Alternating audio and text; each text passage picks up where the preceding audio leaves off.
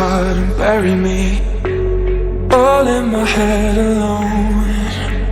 Calling your name but only feel the cold.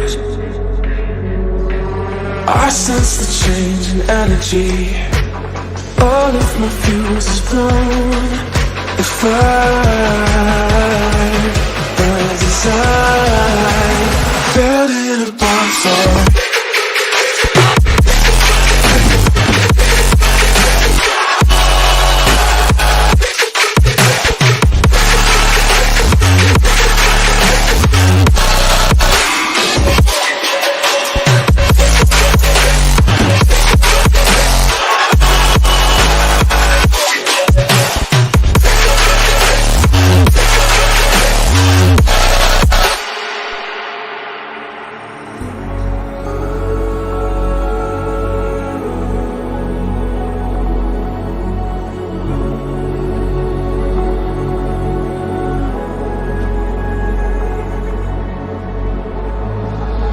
So how do we end up here?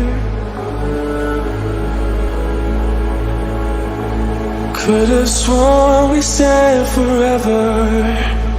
Hopelessly I keep on losing myself. With the flames getting higher, all of the problems that I couldn't help. Oh, I'm building a bonfire. Hopelessly I keep on losing myself. With the flames getting higher, all of the problems that I couldn't help. Oh, I'm building a bonfire.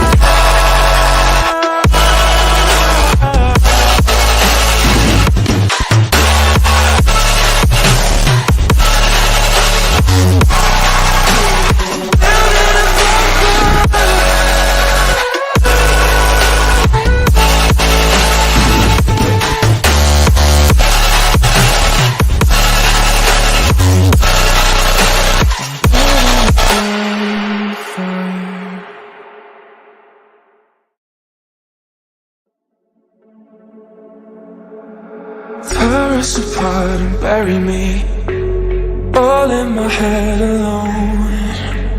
Calling your name but only feel the... Welcome aboard, ladies and gentlemen, with another beautiful event known as Lidoma Asia Invitational Season Number 2. The game is Free Fire Max, and for you, my name is Rida. Along with me, it's Eagle on the desk, and today we are going to witness the second day of the Plains presented by this Asia Cup. Of course, first of all, very thank you to Raider. But apart from that, I would also like to thank Lidoma Esports for this amazing series of Asia Invitational. But talking about the past day, if we talk about the first day, well, it was totally phenomenal from Team DRANIX. If I remember, the total leased was of almost 26 point trader, which is almost very much high to move on with. But if we talk about the second team, which was totally on fire, it was Team NIGMA Galaxy, which was almost far behind with those 26 points. So let's see what will be the scenarios today.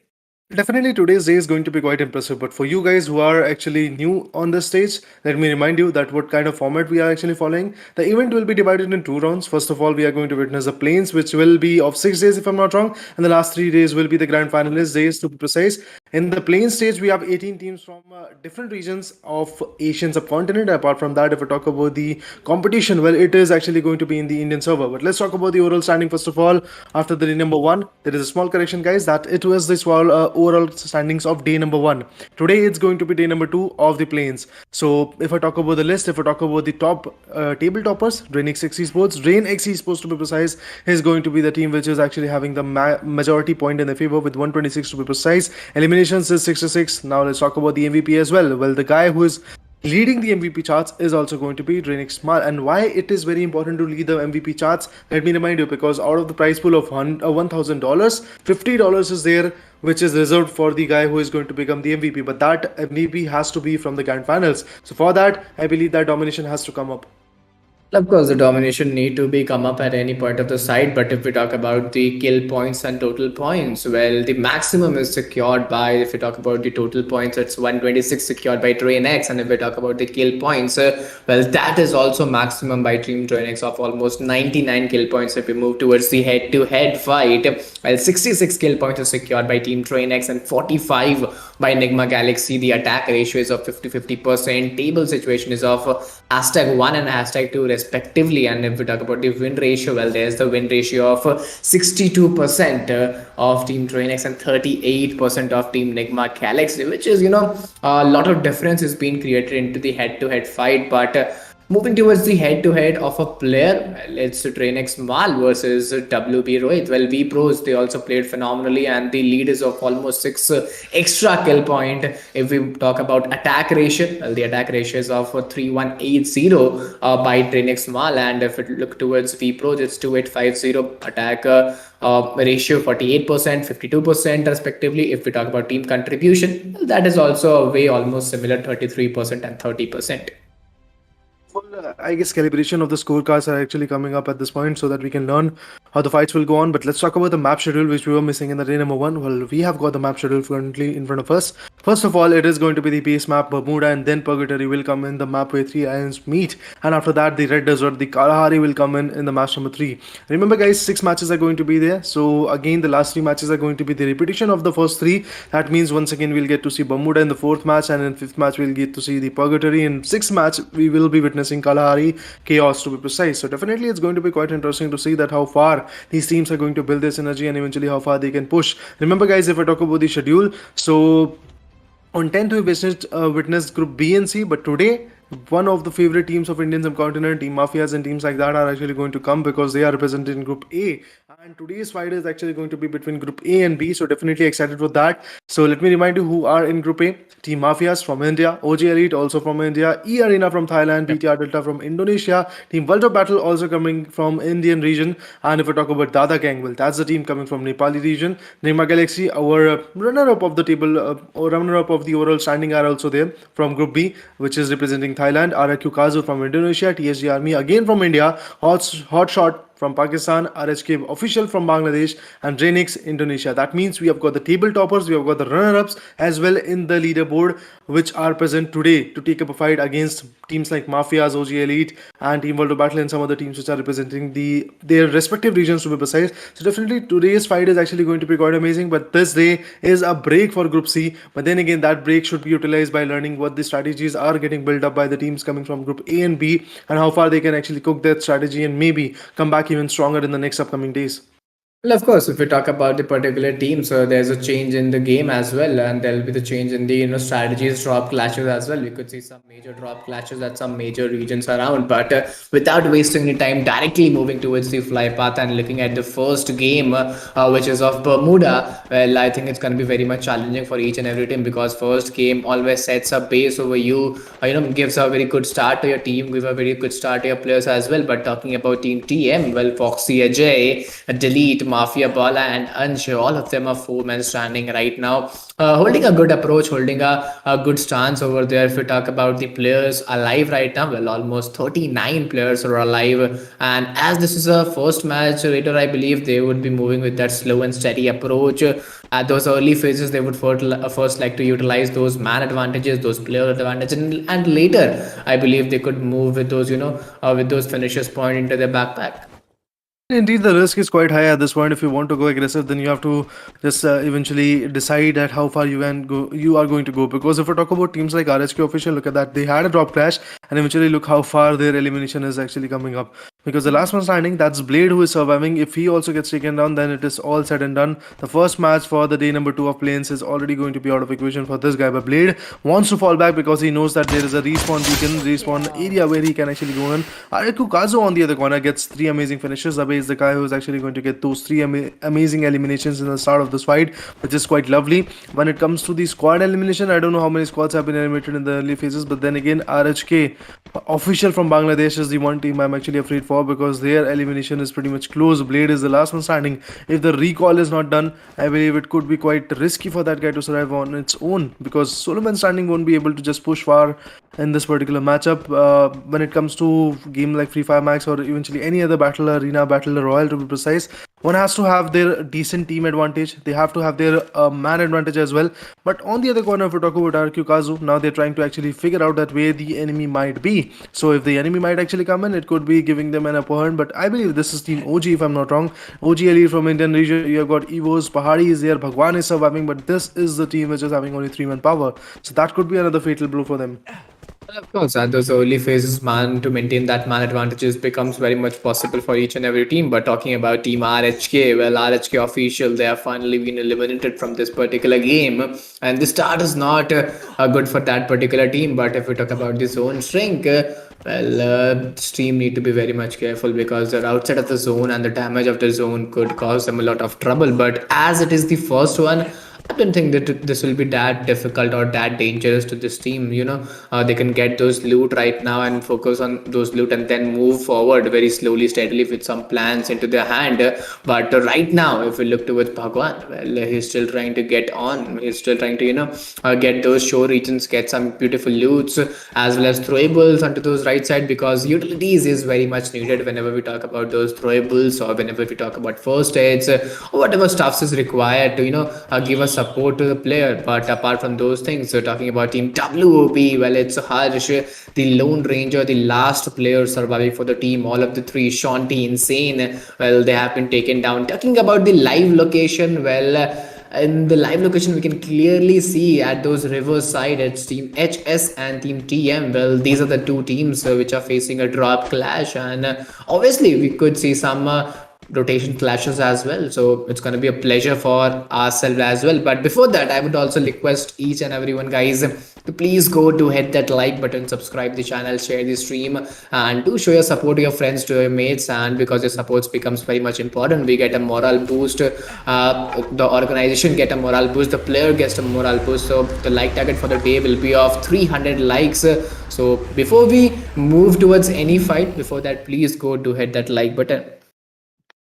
Go for it. Make sure to actually support the teams as well as the orgs which are actually presenting you with tournaments like this.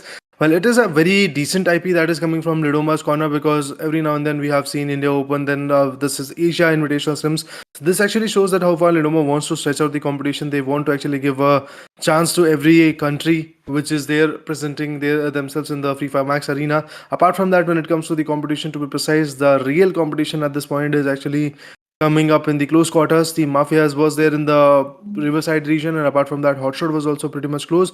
But when we talk about Team HOTSHOT, well, already 6 matches have been passed for them. If I'm not wrong, 10 Jan was the first day when they played, and HOTSHOT didn't had a very good read of that particular perspective. They were losing a lot of matches. So precisely, if we talk about this particular day, it is going to be quite crucial for them to build up their strategy and do not actually get in the crosshairs of Team the Mafias. If they are actually going in a tussle with the Mafias, things can be quite critical for them. Although they might be able to clutch them out, but then again, their loss is also going to be detrimental. If the third party comes in, it could be quite credible.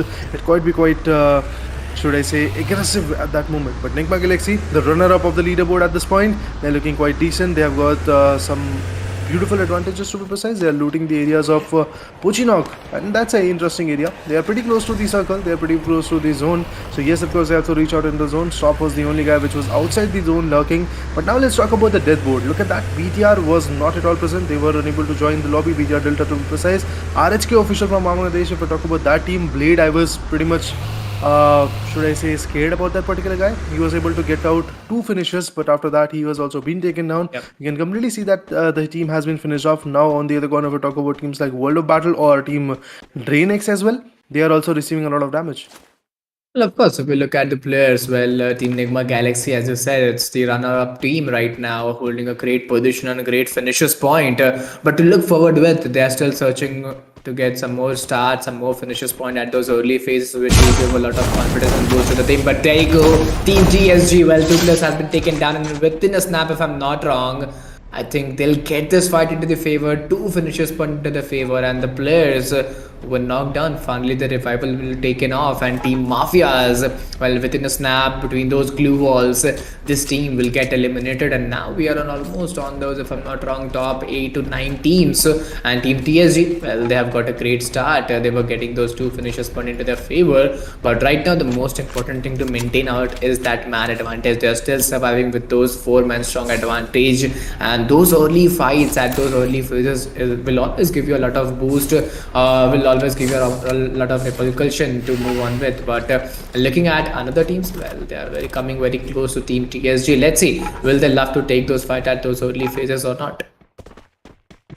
At this point, building the right strategy is going to be the only goal of every single team, because eventually, if we talk about teams like the Mafias, they are pretty much aggressive. But then again, today's day is not that fortunate for them. This day has been started with a very great loss for the team, particularly the first match of this day is already out of their hands. This could have been a beautiful booyah coming from that particular team's corner, but eventually they are out of equation. Now, if we talk about TSG, well, you can see that Black 27 is again getting taken down. We have got A14 Valia and the other game members are still surviving. If we talk about Dream DRANIX, they are outside the zone and eventually they're getting tussled quite around. Mal, the MVP of this particular matchup, has also been taken down. Look at that, he has been respawned, but eventually he was taken down out of the air. This is what happens when you actually go ahead for the respawn. Pew also gets taken down, Susanna also gets finished off, and finally it's Ambot who is once again going to survive alone. This could be a very fatal match for the team known as DRANIX, because their players are getting diminished quite a lot, to be precise. If we talk about Ambot, now he's going to figure out a way so that he can reach out to the zone, because the zone damage is actually maximized at this point. And apart from that, the players are also pretty much readily available at those angles where his teammates are trying to just jump in and eventually survive. So it can be a very risky approach. Let's see how far this will help them. At this point, I guess he's actually going to loot and get as many as guns that's possible. Well, a decent loot is something which is actually going to be the main goal for everybody. But then again, if we talk about Ambot, his survival is going to be the main meta. If he survives, he will be able to lift up quite a few points for the team. If he don't, I guess, well, at that angle, DRANIX will be going out of the equation quite early. Moving on, if we talk about EA, that's E Arena coming from Thailand. They're also trying to tag around quite a few people, and eventually their tags are working out. This guy, particularly Limit, has actually exceeded his limit at this point. He has got one beautiful frag in his favor, and a vehicle is actually traveling in front of him, so he can actually take up quite a few shots. But from the right angle, another shot comes in, the glue wall gets appointed. He is still going to survive, but a beautiful cover has to be needed. Of course, a beautiful cover has to be needed, and somewhat zipline could be also been seen. But as you said, Team EA, they have secured those 3 finishes point into their favor, which is a very good start to move on with. But the question is right now, will they able to take those back-to-back circumstances, back-to-back fights right now? Not looking in a great position, because the zone shrink is also, pushing them out. Trying to get some more pressure onto the team. And if we talk about the opponents, well, they will took the advantage of this particular area, they will take the advantages of this particular region, and will try to gain some more finishes point. But right now, dominating, total 7 kill points have been secured, and there you go, vehicle explosion is still a chance to be maintained out there. And there you go, what I was talking about, it's gatekeeping scenarios to be precised out, and I don't think this is going to be that much easy. Finally, Pune has been taken out, Shut Up has been taken out, 2 players are totally down. Zone has also been a devastating area to be chased out with, but Drugs and Limit are the last 2 players. I think that they barely survived with those few HP, and finally it's Drugs. He's also been eliminated, and finally some amazing finishes point. And Team E Arena, well, they will get eliminated into the pressure of gatekeeping and zone. Well, it's said and done. E Arena, they had the 4-man power, but eventually they were unable to accomplish that particular, should I say, advantage in front of team known as OG. Look at that, OG Elite, they are performing exceptionally well. They have got some decent price in their favor, and they are trying to move forward eventually in the leaderboard. Let's see how far they can actually build their strategies. If we talk about precisely Pahadi, this is another beautiful guy from OG Elite. He's a real OG. Well, at this point, Pahadi is having 2 frags, but shots are coming up. So Bhagwan and his teammates has to be pretty much cautious about the fact that people are actually going to come up and eventually tag them around. Meanwhile, they have to actually consider the fact that they're on the lower ridges in the zones, and surviving on the lower ridges is obviously going to be quite difficult, because everybody can peek on you, everybody can get the heads out of you, and eventually you won't be able to just spot them or maybe put them down. So definitely that is actually going to be quite risky. But on the bottom right corner, you can see that another beautiful team known as TSG is also surviving. It's Black 27 who has got his guns in the backpack. He's trying to run as fast as possible so that he can reach out to the zone, but he spots a player, he spots an enemy at this point, I believe. So the fights could be coming up, but let's see how far TSG is going to build that strategy. Are they going to actually come up in a tussle? That's a bigger question at this point. He's just trying to sneak around, just trying to actually go a little bit closer to the enemy, and if it is actually going to pay him out, I believe the KOs are actually going to come in. But Black, well, as he is the last man standing of his team, it can be quite risky. And there we go, the enemy has been spotted. That can be very critical. I believe very soon we might see Team TSG's elimination in the leaderboard, in the kill feed. We might actually see that, and yes, exactly that's what happened. TSG army is not going to survive anymore for the first round, for the first match of day number 2 of Faith. Well, I don't think it's going to be that much easy for Team WOB as well. And on to the other end, Team Nigma Galaxy, well, they are also very close to the enemies. And if we talk about their finishers point, almost 2 finishers point has been secured by Team Nigma Galaxy. Talking about the other players, well, it's going to be very much difficult. Caramel is still holding out around those glue walls, and I don't think it's going to be that much easy for the opponents as well. But finally, an amazing knock from the opponents. Caramel has been taken down, and finally a push has also been converted forward, and again he's been taken down. Talking about Nigma Galaxy FW, again a 1v1 scenario to move on with some amazing jiggle skills, but there you go, finally he's been picked off. And Team RRQ, I believe a great comeback could be witnessed today.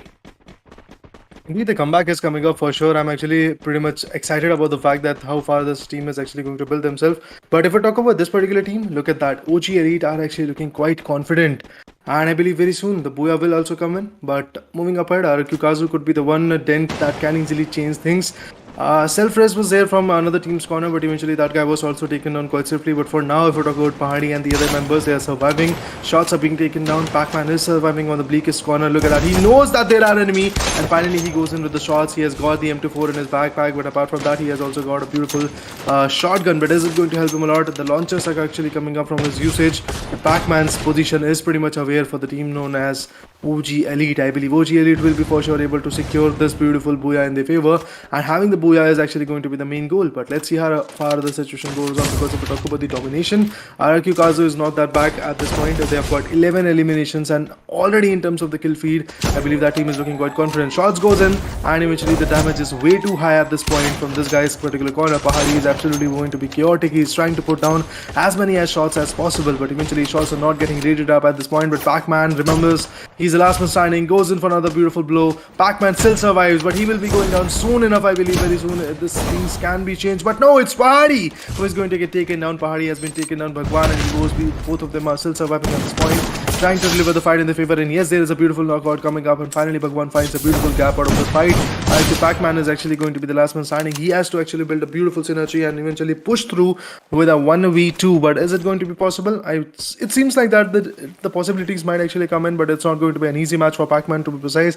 Pac-Man on the other corner manages to actually wipe out Pahadi, and that was absolutely amazing. But look at that. Finally, the Ice Nate comes in, and the Booyah is here. It's OG Elite who is going to secure the first Booyah of day number 2 of the Plains, presented by Lidoma. And this is the Free Fire Max, guys, where you are actually seeing the carnage coming up. So definitely excited for the fight, excited for the initiation, and at this point having a beautiful Booyah will obviously give a beautiful bump in the motivation, and apart from that in the strategies of the OG Elites. Well, of course, OG Elites will be, they'll get a lot of confidence. They'll get a lot of boost up, as it was the first match of the day. And whenever you get the Booyah in the first match itself, this give a lot of boost and a lot of confidence to your team and to your teammates as well. But apart from those things, if we talk about the other team, like Team Nigma Galaxy, Team DRANIX, well, they were also very phenomenal to move on with. They almost secured top of 5 position, which was very much required as well. But similarly, if we look forward with those consistency point of view, I think we expect that Team DRANIX would come with that, good comeback. I don't think they are playing today, as the group is not available. But apart from that, if we look at Team Nigma Galaxy, I think they could make that comeback. And DRANIX is there. Well, DRANIX is there. But if we talk about Team Nigma Galaxy, a better comeback could be maintained from their side. The buffer between first and second position could totally be chased out if they could play some more better points, or some more kill points could be attained. Definitely, I believe the strategies are coming up. If I talk about teams like RHQ Official, they are getting eliminated quite early. HOTSHOT on another note is actually going to be another beautiful team which is getting eliminated quite early. So for those teams, I believe having the right call out, having the right synergy in terms of their survival is going to be very important, because right now the way they are getting eliminated, it's not looking good for them in the leaderboard. At the end of the day, the leaderboard is actually going to decide which are the top 9 teams who are going to push forward for the grand finals after 6 days of Plains. And in these 6 days, to be precise, only 4 days are going to grant every single group a chance to fight back, a chance to put their strategies in the note, because we have I believe 18 teams, and 18 teams are divided in a group of 3. That means 6 teams are divided in each group. So this is how I guess the round robin method is actually going to get placed in this particular Plains. Apart from that, the 9 teams which are going to get qualified are going to be from Plains, 2 teams from the Underdog Arena, and 1 team will be the fan favorite team. So even if your team is unable to qualify for some reason or what, some or the other region to be precise, you can go ahead, vote whenever the voting gets opened up on the Lidoma Asia's Instagram page or Yep. wherever they want to go with it. You can actually go ahead and vote for that particular team, and you might see that team fighting for that battle, fighting for the glory of winning the grand final or maybe becoming the grand finalist as well. Because in the grand finals, the prize pool is not small; it's 1,000 USD dollars to be precise. $1,000 is the prize pool to be precise. And eventually, if we talk about the champions, the team which is actually going to be on top, well, what are they going to get? $500 to be precise. The runner-ups are going to get $250. The third position will get you $150. Fourth position is actually going to get $50. And apart from that, we're not going to miss out on the MVP. The MVP is also going to get $50 as well. Apart from those things, if I talk about our audience, well, as I can see, some audience are telling we don't understand English. Please talk in Hindi. So you can go and visit, guys, to another stream. Well, we are streaming on two different languages, English and Hindi. So you can visit Hindi one as well. It's also going live. In Lidoma Asia only. But apart from that, whoever is visiting out the English one, I'd like to request each and everyone to, guys, please go to hit that like button, subscribe the channel, share the stream, because this is the first day only. So as it is the first day, we'll be coming back with more 4 days of this particular phase. And after that, if we talk about the grand finals, we'll be coming up with those 3 days as well. So the events is very long. It's a great giant event to move on with. So I'll request each and everyone to please go to hit that like button. So whenever we come live, you will get a notification to press that bell icon as well. So whenever we come live in the upcoming days, you will get a notification as well. But apart from those things, if we talk about the second map, which is of Purgatory, if I'm not wrong, Reader, well, it's very difficult for the team to adapt back to back. The first matches of Bermuda, then Purgatory, then Kalahari, map of deserts. And as we all know, it's going to be very much challenging for each and every team, because some map is favorable to some team, some map is favorable to another team. So each and every team will get a chance to show a comeback and gain those good number of finishes point and place point. Yeah, I guess it's going to be quite interesting. But as you said, Eagle, that whoever wants to actually watch out us in Hindi, whoever wants to see that what is happening, the chaos and all of that stuff, and whoever wants to enjoy the casting in Hindi, you can go ahead and tap on the Lidoma Asia page, and eventually you can go for the Hindi stream as well. We have another two beautiful casters who are actually explaining you what is going on in the match. But if you want to actually enjoy, we are actually doing this English stream for those countries who don't understand Hindi, because it's not only the teams of Indian subcontinent which are playing. We have teams coming from areas like Bangladesh. Apart from that, we have got teams coming from Indonesia. We have teams coming from Thailand, where Hindi is not the native language, but yes, they have learned how English is actually going to be a beautiful language where all the world can actually communicate with each other, and that's exactly what Indian continent is actually doing. So in order to just check out that particular stream, you can see that in the title as well, and in the stream, I believe, thumbnail as well, it is written clearly that English. First of all, it's written English, and after that, it's written Asian Yes. Invitational Season 2, Plains Day number 2, and teams like that. So go ahead and, guys, and eventually check out what is your team, what is your pick, what is your kind of, let's say, original language that you want to actually go with. So go ahead and eventually enjoy, whether in English or in Hindi. It's your choice at this point. But now moving up ahead, if we talk about the live chat, I believe OG is the king is going to be the main meta everybody is trying to spam. So that is the main fact of this previous match. Yes, of course, OG is going to be the main king. They are the real gangsters of this particular fight. But moving up ahead, I guess the next 5 matches can actually turn things quite a bit. Or is it going to be the day of OG where they are actually going to be consistent? Only 3-man power was there. I was pretty much skeptical about the fact that the 3-man power is there. It is going to be quite difficult for them to actually come up with a booyah or maybe even survive to top 3. But then my skeptication, or should I say speculations, were completely taken apart, completely ripped apart, and we can see that it's OG who got the booyah. It's OG with 3-man power who are actually changing the pace of game. So this is quite interesting to see. But then yesterday, or day before yesterday to be precise, Yep. whenever the day number 1 was there, we were talking about the fact that if teams like NIGMA Galaxy and DRANIX are actually going to get eliminated early in the fight, that could actually give a very fruitful chance for those teams which are at the bottom of the list, Of course. who can come back. So that's what is happening at this point. But let's talk about the overall standing after day number 2's match number 1 to be precise. I mean, total 7 matches have been passed, out of which RRQ KAZU is actually going to be on the runner-up position. OG Elite is actually going to be on top. I believe this is not the overall standing. This is the match-wise standing of the match number 7. Well, of course, this is the this is day two, match one overall standings. If we talk about, and as we can see, OG Elite, they have got those 21 finishes, 21 total points into their favor. And RRQ KAZU, I'm really very surprised and shocked to watch them onto the second position, because the first day was not totally worth it for these guys, for this particular team. But right now they're showing a good comeback. Almost there's a draw between OG Elite and KAZU, but just due to those finishers point there, we can see up and down there. But talking about NIGMA Galaxy, well, they are pretty much good, almost getting those 13 overall points. Talking about NGX Esports, 13 points, HOTSHOT Esports, 12 points. Yeah, we could see a pretty good competition after those, table toppers. If we talk about the first, second position, after that, we could see a very difficult challenge between the teams and players as well. But talking about the second match, well, as this is the map of Purgatory, it's going to be really challenging for the team. If we talk about DRANIX, well, as you remember in the first day itself, they played phenomenally with those 12 to 13 finishes point in the third match, and in the sixth match in the DRANIX again they got those 17 finishes points. So yeah, some maps are are favorable for few teams, but without wasting any time, moving towards the second match, well, fly path is very legendary to move on with a typical central fly path, horizontal fly path, dividing the map into 50-50 ratio. And let's see which are the drop location where we could see some major drop clashes.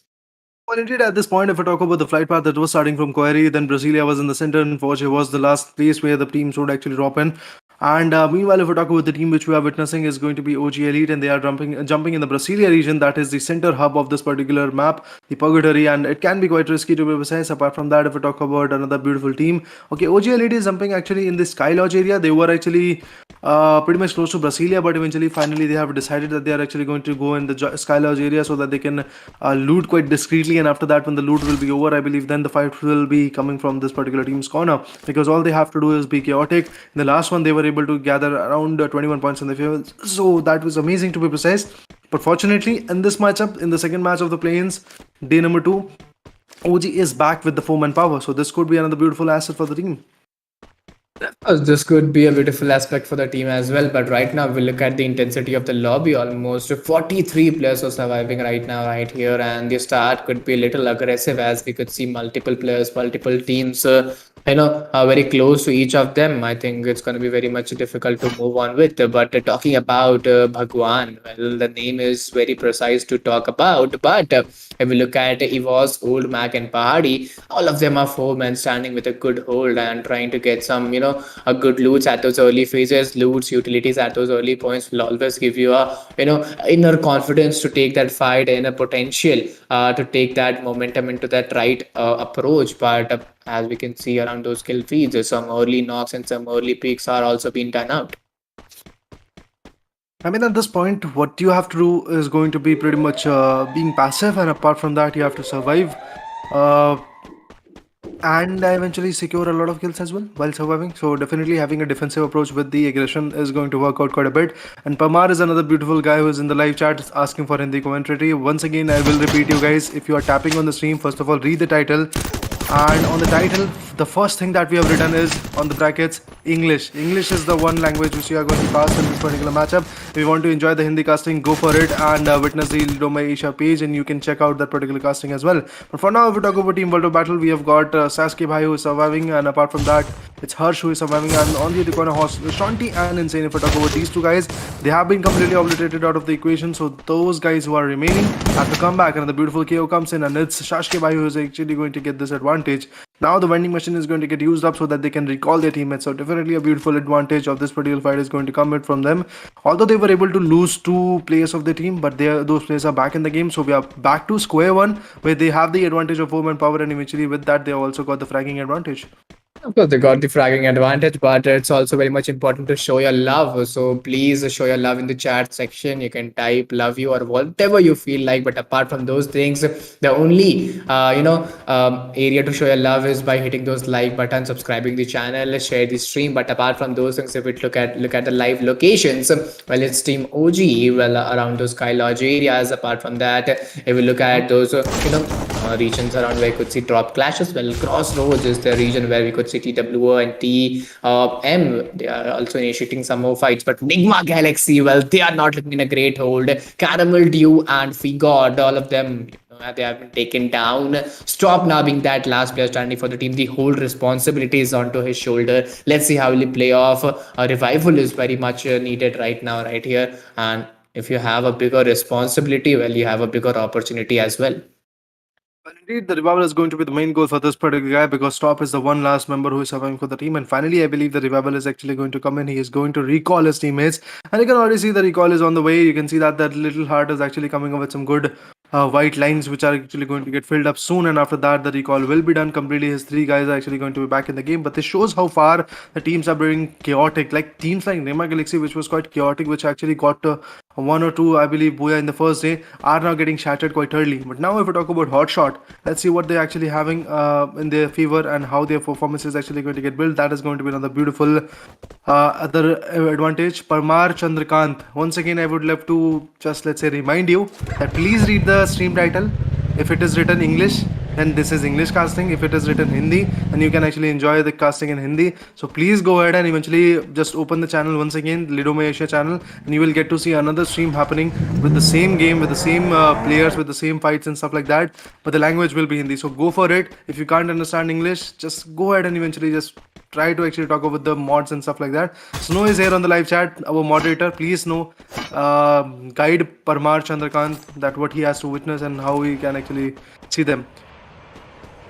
Well, of course, this becomes very much important for you guys to understand as well, guys. You need to understand these things, that this is the particular stream of English. The language is English, and for Hindi, you should go for another stream, which is, I think, taking place in this YouTube channel itself. But you should go and look that stream. But coming back to the match, if we talk about players alive right now, well, almost 41 players are surviving. And if you look at team RRQ, well, last match was very much good for them, Raider. If we talk about this team, I believe they got a lot of good confidence, lot of good approach, and right now they can get a good comeback from this particular day. Right now they were having a one finish point, but they almost lost that also, and four-man standing will give you a lot of boost and confidence.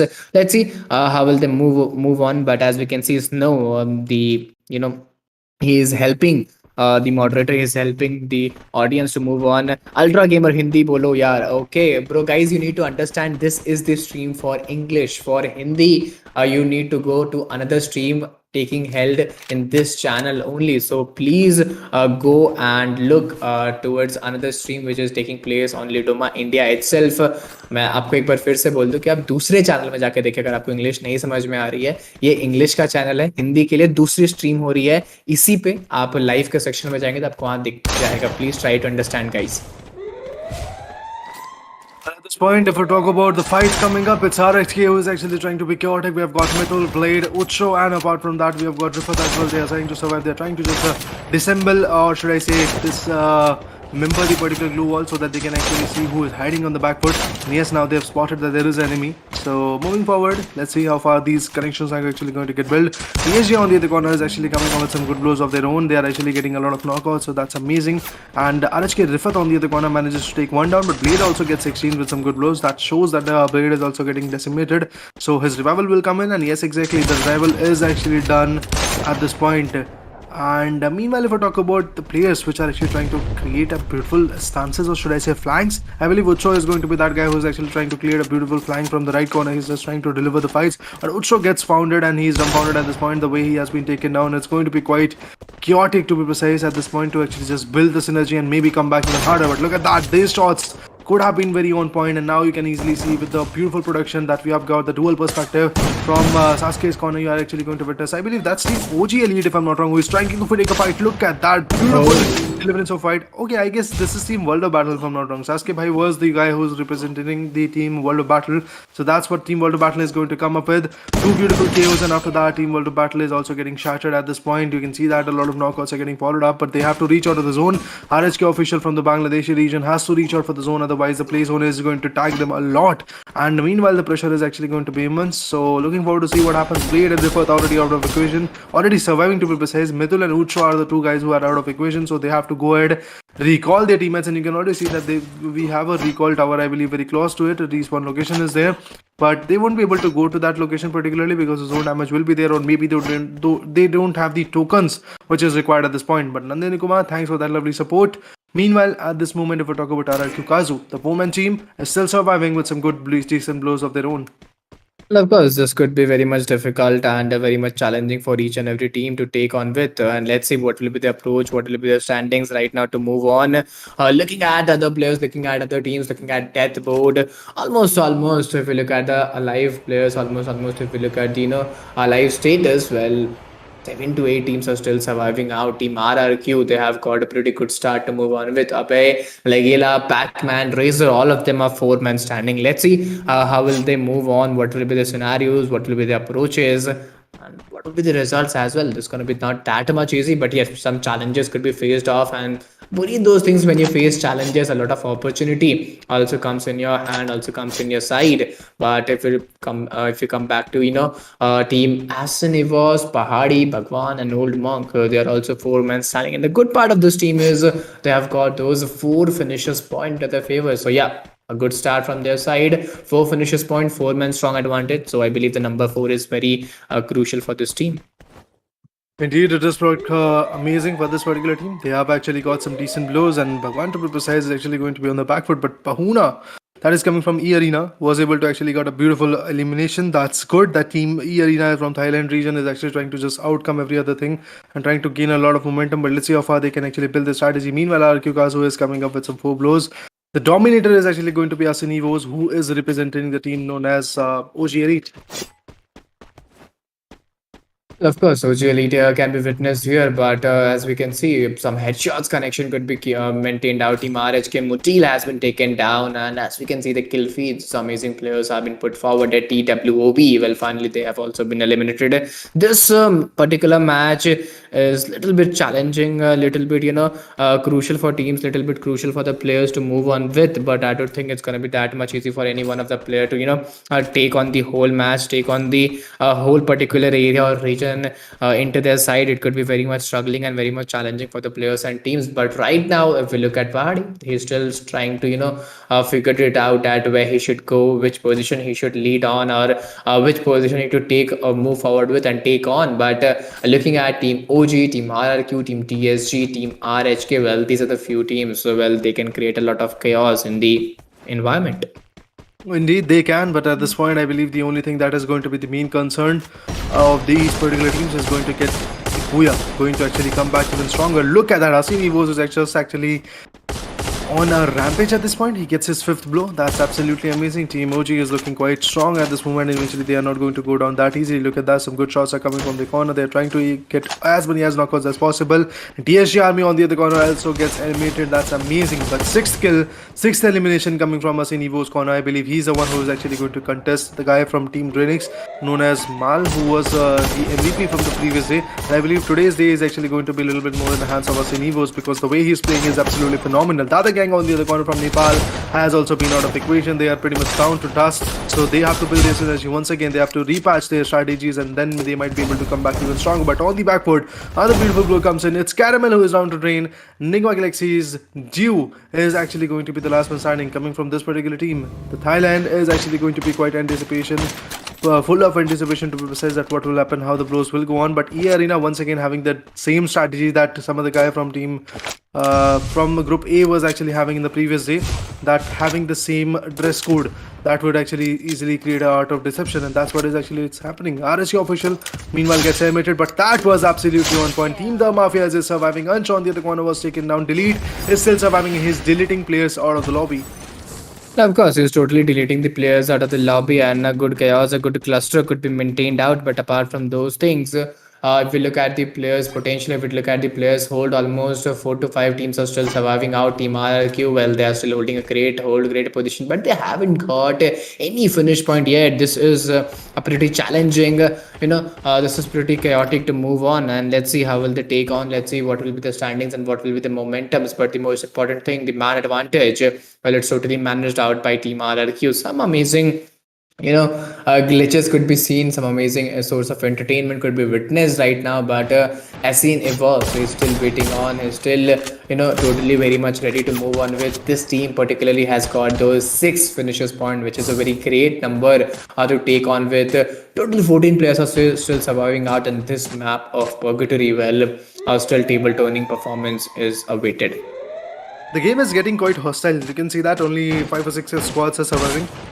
But from that corner, DRANIX, sole man standing. Team Mafia is also having the last one standing. And if we talk about HOTSHOT, same strategy is coming up from the corner. But Old Monk on the other corner gets taken down. I believe the revival is not going to be that far. And yes, Old Monk is back in the game, which is lovely. Glue walls have been appointed on Pahadi's corner. Bhagwan on the other corner also get decimated quite a bit. A lot of damage is coming up from them. But they are still surviving. They are trying to repass themselves. Pahadi meanwhile gets finished off. That's a sad sight to watch. That OG is now getting circumcised at this point. But they will be coming back with some good shots of their own. But no, it's not going to be that easy. I believe the Mafias is going to be the team which is in front of them. And you can already see, okay, that's E Arena if I'm not wrong. E Arena from Thailand's region. They are the one which is actually putting up a pressure a lot on that particular team. And Evos is going to be the last one standing of this team. He wants to go for the heal battle, but that won't be an easy task. And with that, I believe the team known as OG Elite is already out of equation. Of course, Team OG Elite is out of the game, and right now this team got the booyah in the last particular match, and right now elimination at this point of view. I don't think it's that bad, but yes, I was believing that they could, again get those top 2 position in the particular match. But right now there are 4 kills as Grenadier of RRQ Abbey. Well.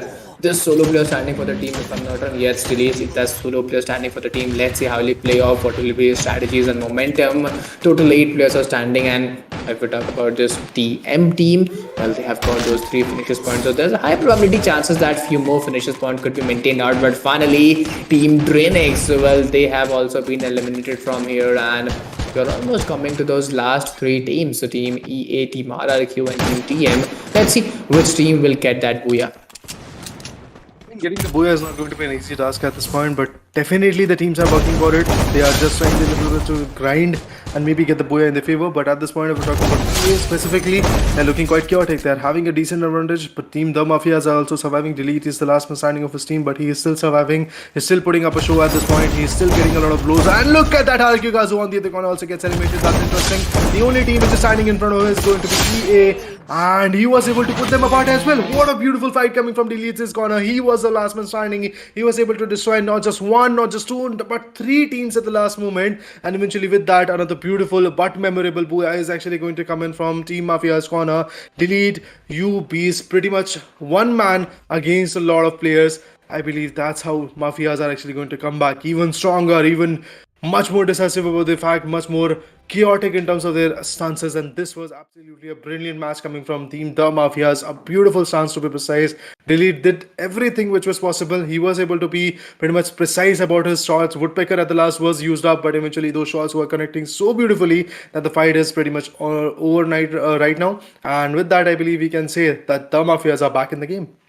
Well, I believe a delete was totally pleasure to watch out. It was just a beauty at those end game and at those end game. But if we look at Team Mafia as well, they showed a good comeback. They showed a pretty good comeback to take on with. But this is only the second game of the day. We will witness some few more games, and it's not few. It's almost 80% of the day, 60% of the day still left out. 4 more games are left out in different maps. So maps of Kalahari, Bermuda, Purgatory, and again Kalahari in front of us will be witnessed out. But beneath those things, the one and only thing we all request you for, the one and only thing players request you for. So guys, please go to hit that like button, subscribe the channel, share the stream with your friends, with your mates, and do show your support, because this particular event, as I explained earlier, well, this is of 9 days in which one day is already over, and this is the day 2. Still 7 more days, if I'm not wrong, is remaining out. And I think not 7 more days, it's almost 8 to 9 more days is remaining out. So please go do show your support, and support your players as well in the chat section. And those guys who are getting difficulties in language, they can see in another language, which is totally Hindi, onto the another area. But apart from those things, this third match, well, this is of none other than the awaited one, Kalahari map for comebacks, and most favorable map for Team DRANIX, I believe. Looking forward to it. How far DRANIX is going to build their strategies, although it's not going to be an easy task for Team DRANIX. But then again, if we talk about the casualties coming from DRANIX's corner, from the past few matches, DRANIX is just getting back and forth, taken down. So looking forward to see how will they be able to build their strategies, how they're going to actually become even stronger and maybe just come back with that blows that we Yes. actually want to see. But looking forward, I believe Group A and B are fighting for the day. Meanwhile, if we talk about the schedule, guys, remember only 18 teams are there in the particular playing stage, and out of these 18 teams, only the half. That means 9 teams are going to get pushed forward for the grand finals. The top 9 teams to be precise. Two will be the underdog teams. One will be the fan favorite team, which will be voting, which will be having the votes very soon. And in the grand finals, things will change because I believe the next era map will come in, and the 7 matches per day is going to be the schedule for the grand finals. So looking forward to see how far grand finals is going to get built up as well. Well, of course, this could be very much struggling and very much challenging because there are, yet if I'm not wrong, leaving today's day, if I'm not wrong, there are 4 more days to move on with, and after that, 3 days of grand final, so almost 7 days are left out. A big and very giant tournament by presented by Lidoma Asia Invitational Series, and as this is the season 2, we earlier witnessed season 1, and this is the season 2, and in the future we will be already been witnessing a few more seasons, season 3 and many 4. But apart from those things, I'll request each and everyone, as I requested earlier, so please do subscribe us. So you can stay tuned with us. But keeping those things aside, the third match, which is of Kalahari, I'm very excited to see that how will the teams, how will the players perform out, especially Team DRANIX and Team NIGMA Galaxy. We can see a tough rivalry between those two teams as they are rising upon themselves from those first and second positions. So let's see what will be the results. Indeed, in order to see what the results are actually going to be on, we have to wait a little bit longer. 4 more matches for the day, as Eagle said that we have 4 more matches for the day, but eventually these 4 matches can give us an insight that what kind of chaos is going to get resided. Because for now, everything is looking peace and calmful. I believe every team is just trying their level best to go for the fights and eventually collect as many as points as possible. But as fast as the game is going to move on, things will change quite rapidly. Tussles are going to be there. The fights are actually going to get a little bit more complicated. The pressure of the leaderboard is also going to come up. And today's day, I believe Group B is repeating their matches to be precise, because the last day, the 10 Jan, I believe we saw the matches between Group B and C. But today's day, it's Group A and B which are taking up a fight. So definitely for Group B, I believe they are repeating their matches. They are trying their level best to build their strategies. Apart from that, Group C will have a beautiful advantage to sit back and relax and eventually learn out what is happening wrong in terms of Group A and Group B, and how far they can actually come up with some good strategies. Although out of these 18 teams, only 9 are going to get qualified, but the cream has to be there so that they can actually showcase their talent in the next upcoming 21 matches, which will be there in the grand finals. So it will be quite chaotic to see what happens in the grands as well. Of course, this is going to be very much chaotic and very much challenging. So just to see these particular teams that who all are those teams who will get qualified for the grand finals is going to be very much disturbing as well for the teams. Stating out those at lower regions, but keeping those things aside. Talking about the third match and the upcoming matches, well, the map is of Kalahari. And if we talk about the day one, well, as I mentioned earlier, Team DRANIX performed very chaotically in the map of Kalahari. And talking about the other maps, Purgatory and Bermuda, well, they were also good in that map as well. But in the today's day, I don't think they are up to the mark. They are playing that phenomenally as they were representing themselves in the day one. So I believe this is the chance to other teams. This is the opportunity for other teams that they could show a comeback and get a good position out of it, and they could grab those top 3, top 5 position. Whenever Team NIGMA Galaxy or Team DRANIX is getting eliminated or not getting those points at those early phases, there's a chance for teams at the lower stages that they could come up and perform and show their skill set as well. There's a chance, but eventually, when you are unable to capitalize on that chance, I guess things can change. But now let's talk about the match by standing at this moment. We have got RRQ KAZU on top, and look at the eliminations that these guys are having. Amazing, man, amazing. Quite a few fights to be precise. I believe this is overall standing of day number 2. We are not adding up the day number 1 to be precise. So RRQ KAZU in 2 matches they have secured 21 eliminations, 17 is a rank point, and 38 is going to be the total points that they have attained. OG Elite, even after getting a beautiful Boya, they are actually remaining at the runner position, because in the second match I believe they didn't have that kind of amazing kill points. If I talk about E-Arena Esports, 26 from their corner, DRANIX Esports, 26 from their corner, the MAFIAS, finally they are back in the game, and look at that. How beautiful were they after getting 24 points? They are looking quite confident and looking forward to see how far they can build this synergy. Of course, it's going to be very much difficult, and as we can totally see the overall points, well, there's not a lot of difference between OG Elite and RRQ KAZU. It's only of 4 points, but without wasting any time, very soon we'll move to the third match, which is of Kalahari. And as we saw the points table, a lot of tough fight, a lot of tough competition could be witnessed around the points table as well. The same rivalry, but between different teams, has been maintained in the points table as well. So it's a very difficult task to maintain that legacy and to maintain that consistency throughout the game and throughout different matches or different map with different teams. And whenever we talk about round robin group, a lot of challenges is been created because in different days you perform with different teams, different drop clashes and different rotation clashes are being faced off. So you should be very much ready for all those things. But without wasting the time, guys, tighten your seatbelt, and the map of Kalahari is in front of you guys. Indeed, the Kalahari, the Red Desert is going to come in. This is the match where the comeback should be delivered. Eventually, this map is actually known for the comeback region because after two good matches, people know that now what the lobby is all about, and then they can actually come back even stronger. So, looking forward to see how far the situation will help them or not.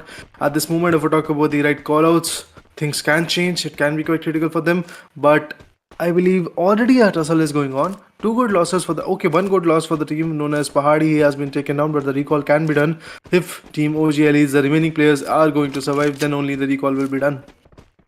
Of course, the remaining players have been survived, then only the recalls could be done. But right now, at those early phases, each and every team, apply the same funda, apply the same logic that you should know.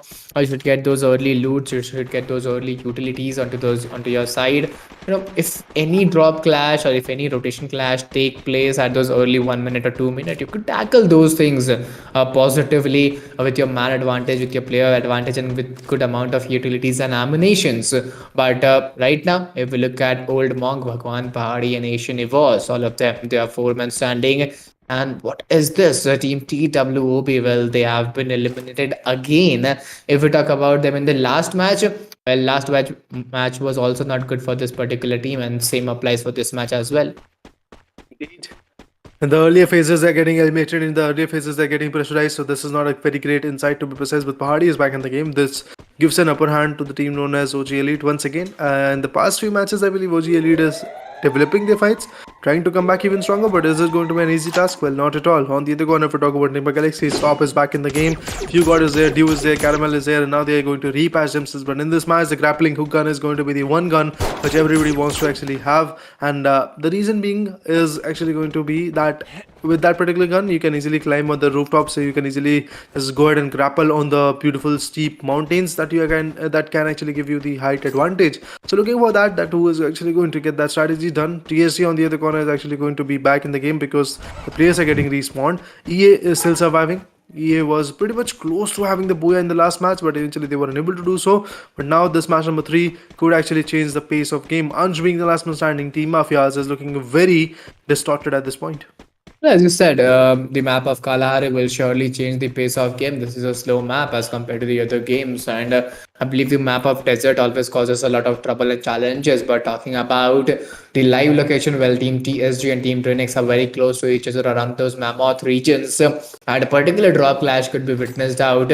But if we look at another drop clashes, I don't think there are any more drop clashes. Of course, we could see some rotation clashes after those drop clash, but right now some amazing shots, some amazing picks have been taken down by Mittal, and the connection is not that so good that he would get those early knocks or early picks. But yes, the support of Team RHK is totally been shown.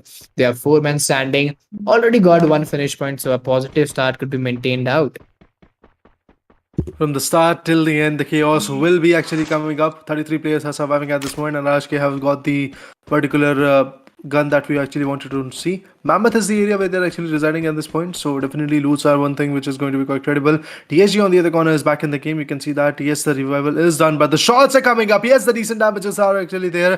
M10 is the gun that this guy is actually going to go with, but M10 won't be that easy to actually deliver the shots because you have to be pretty much precisive, and E14 Walia was the guy who was able to just completely take him down with those double vectors. He is going to finish him off, and with that, once again, TSG is back in the glorified fights, but the nades are coming up. The throwables are actually being used up quite a bit. He has to push forward. He has to actually build a crate inside at this moment, and now he's also going to cook up a nade. But let's see, is his nade going to get connected? Well, he tried his level best, but the nades were able to give the splash damage, but not enough to put them down. The enemy is still surviving, and that is the only thing I believe at this point TSG is worried about. But Legend and Pawan25 is also back in the game. That shows this team is once again back with the glorified momentum. TSG can actually come back even stronger for now. Of course, they could come stronger in this particular game, and a lot of holdings, a lot of positioning could be maintained out. But yes, if we look at in TSG, they have got those finishers point, they have got those momentum, and a good start could be maintained off. Let's see what will be the results. Let's see what will be the momentum. But right now, total 34 players are surviving out. And a good opportunity, a good position has been maintained out Team TSG. Well, the day one was not good for this particular team, and I believe in this day they should show a better good comeback. But Team DRANIX, well, they have lost the 3 players, and last solo player is standing at the lone survivor, the lone ranger for the team. Talking about Team EA, well, Limit, Shut Up, and Drugs, all of them are 3-man standing. And if we look at Team Deathboard, well, 8 to 9 teams are still surviving out. Indeed, they are trying to actually take up a fight, trying to actually just deliver the points. Oh, the beautiful pentakill comes in with this particular guy. Limit is actually on par. Limit is performing the way Asinivos was performing in the last few matches, so definitely looking forward to see how far he's going to go on. But OG Olid on the other corner managed to wipe out a team known as DADAGANG. With that, DADAGANG, the Nepali team, is unable to perform. V-Bros is another beautiful team which was able to represent Nepal quite beautifully. But today's day is not going to be favorable for V-Bros, because V-Bros was residing in Group C, and Group C's matches are going to resume from tomorrow. So that is the pick which we have to witness at this point. If we talk about EA, Limit and Shut Up are the 2 players which are actually shutting up a lot of teams. But Team Mafias finally gets eliminated. That's a sad sight to watch. Even after having the 4-man advantage, I was not expecting the team going down that early, but this is what's happening. Of course, this is what's happening, and I was not expecting that Team Mafias would get eliminated at this early stages, because whenever you get a whenever you get a booyah, as we can see in the last match, Team Mafias got a very very crucial booyah to maintain out with. You should have a lot of confidence, a lot of momentum, and you should utilize those confidence and those momentum in the upcoming matches, which was not totally seen in this particular match by Team Mafias. So yeah, it's a crucial move by them, a very challenging, a shocking move by them. But if we talk about the other teams, well, Team HS, Team NIGMA Galaxy, and Team RRQ, well, all of them are still standing out with those decent 4 to 5 finishes point, and I believe they should maximize those finishes point. They should maximize those number and get a good product, get a good result out of it. But right now 27 players are standing out, and it's a very difficult task to chase out that same consistency. Point consistency is going to be the main meta, and yes, that's what teams are actually trying to develop. RRQ KAZU tries their level best to just deliver the fight. As you saw in the overall standings of the number 2, RRQ KAZU was absolutely on point, so looking forward to see what happens in this particular matchup. Kalahari is a region. Apart from that, Foundation is actually going to be the place where this particular team is fighting. Ligelo is there. They have got 0 frags at this point. Ligelo, to be precise, have got 0 frags, but he has to move forward for the play zone as well, because you have to pay your respects to the time period and eventually the circle as well. If you are not actually going to play along the circle is going to damage you a lot, and it won't actually help you a lot in terms of the strategies, or should I say the utilities. Razor is back in the game. Ligelo out of zone. Abe is also surviving, so that gives this team again a beautiful upper hand, and Razor was able to actually get a fortunate 1 frag in his favor. But finally he jumps in, and as soon as he's going to jump in this particular vicinity, he gets a M10, so he's ready to fight back. But eventually he has to go ahead and gather maybe some utilities like first circuits and stuff like that. But on the other corner, Sinivos with the woodpecker is still ready to take up a fight. TSG Army also gets eliminated with that blow. Well, this is very challenging, because if we talk about TSG Army, well, I was believing that the comeback which was shown in the last particular match, they secured top 3 position, and I was expecting that the same consistency could be maintained in this particular match as well, which has not totally been delivered out. But right now, if we look at total alive players, well, total alive players are 25. Bhagwan, Old Monk Party, and SC Nivos. All of them are 4-men standing, and some knocks have been created out by Bhagwan. Some amazing picks have been done, and between 30 seconds, we'll see a zone shrink, and after that, players will come very much closer to each other. A lot of chaos, a lot of cluster will be created, and this will be, this will be leading to a lot of fights and a lot of challenges for each particular team. But the man advantage and players advantage will always be your side. Talking about this particular team, while having those man advantage and getting those height advantages, I think this is a very crucial task to maintain out.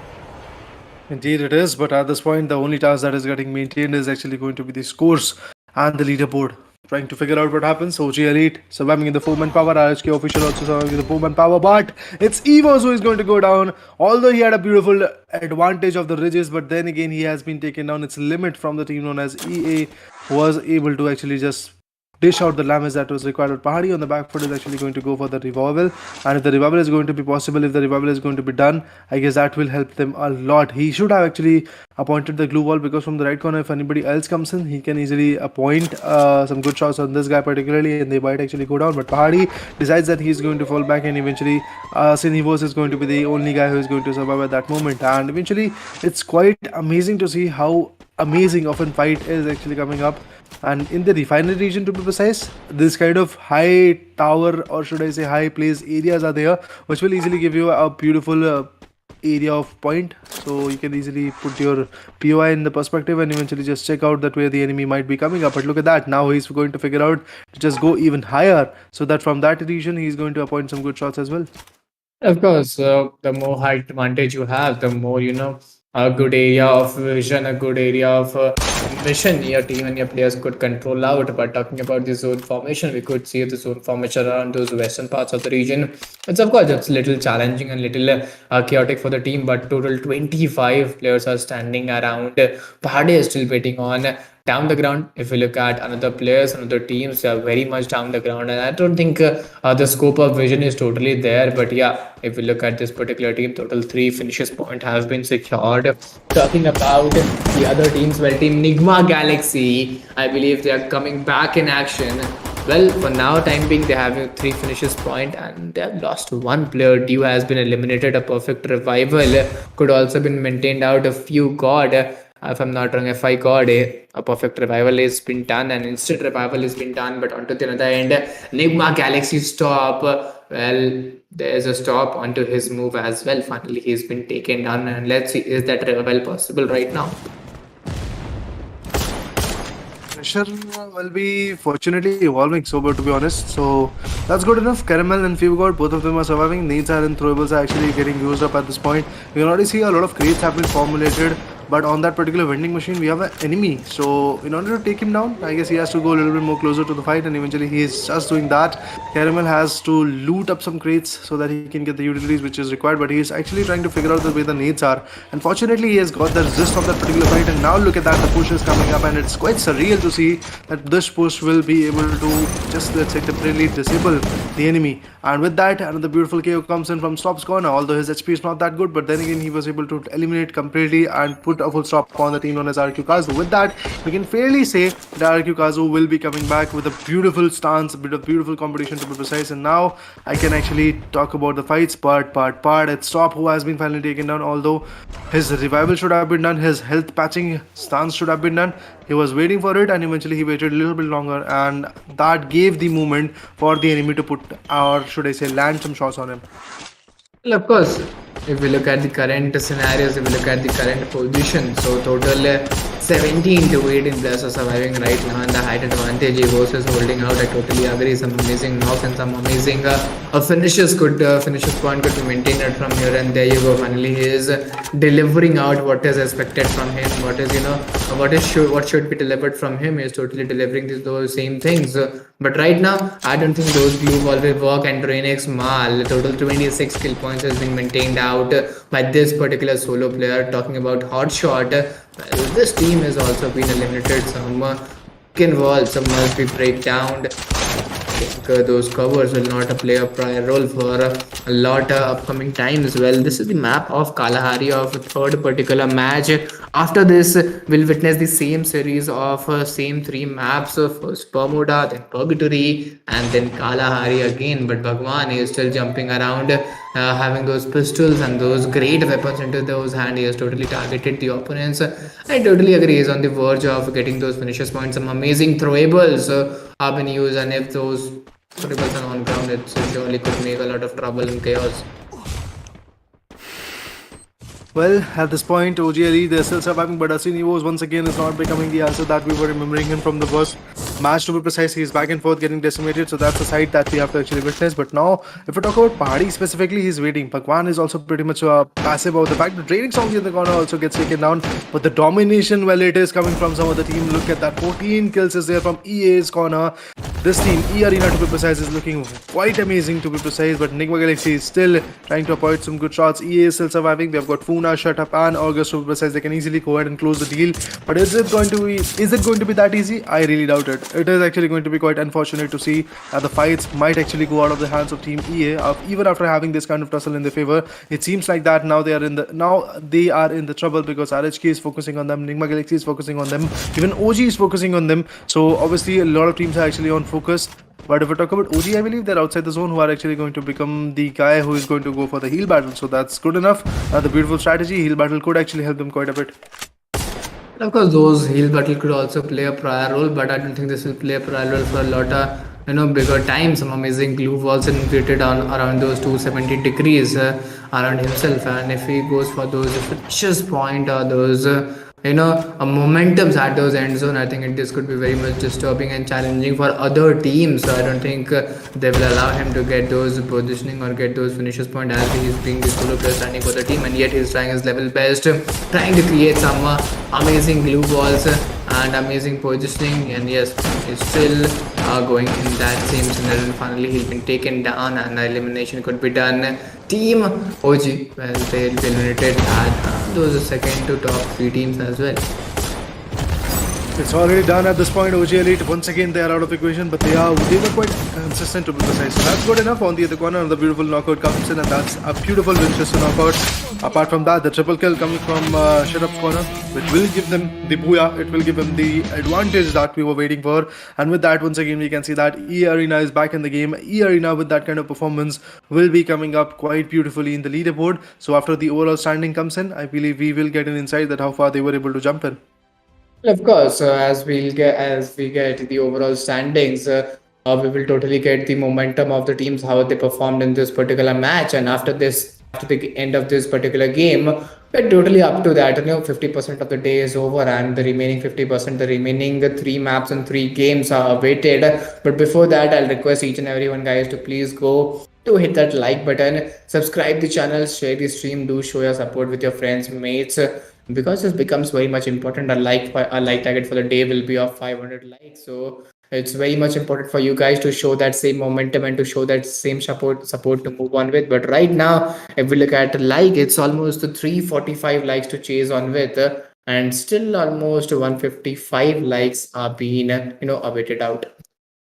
Indeed, guys, go for it. Like the stream, and eventually, if you are having any kind of criticism, go for it as well. Let us know that what is the thing that we are actually doing wrong, and what do you expect from us at this point. Go ahead and tell us so that we can improve from this day particularly to the next upcoming days.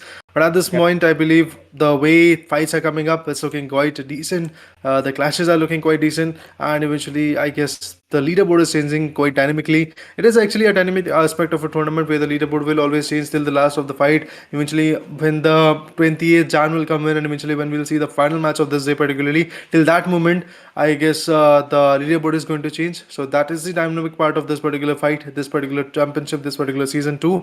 But then again, the only thing that is actually going to remain same is you and us. That means the fans that are here for Lidoma and the fans from their particular teams, from their favorite teams to be precise, you are actually going to be same on the same page. So exactly, if I talk about competition, the competition is coming up quite high. The fights are coming up quite high. Enigma Galaxy teams like that are actually getting diminished. OG Elite are getting suppressed at this point. And E Arena, the way they were the way they were actually completely taken down in the first match, I thought that E Arena won't be that kind of, let's say, presence of damage in the particular lobby. But now, with the way E Arena is performing, the way they are getting 17 to 18 frags in a single match, and even after that, they are actually getting the booyah as well. This shows that E Arena is a team that you have to actually pay for.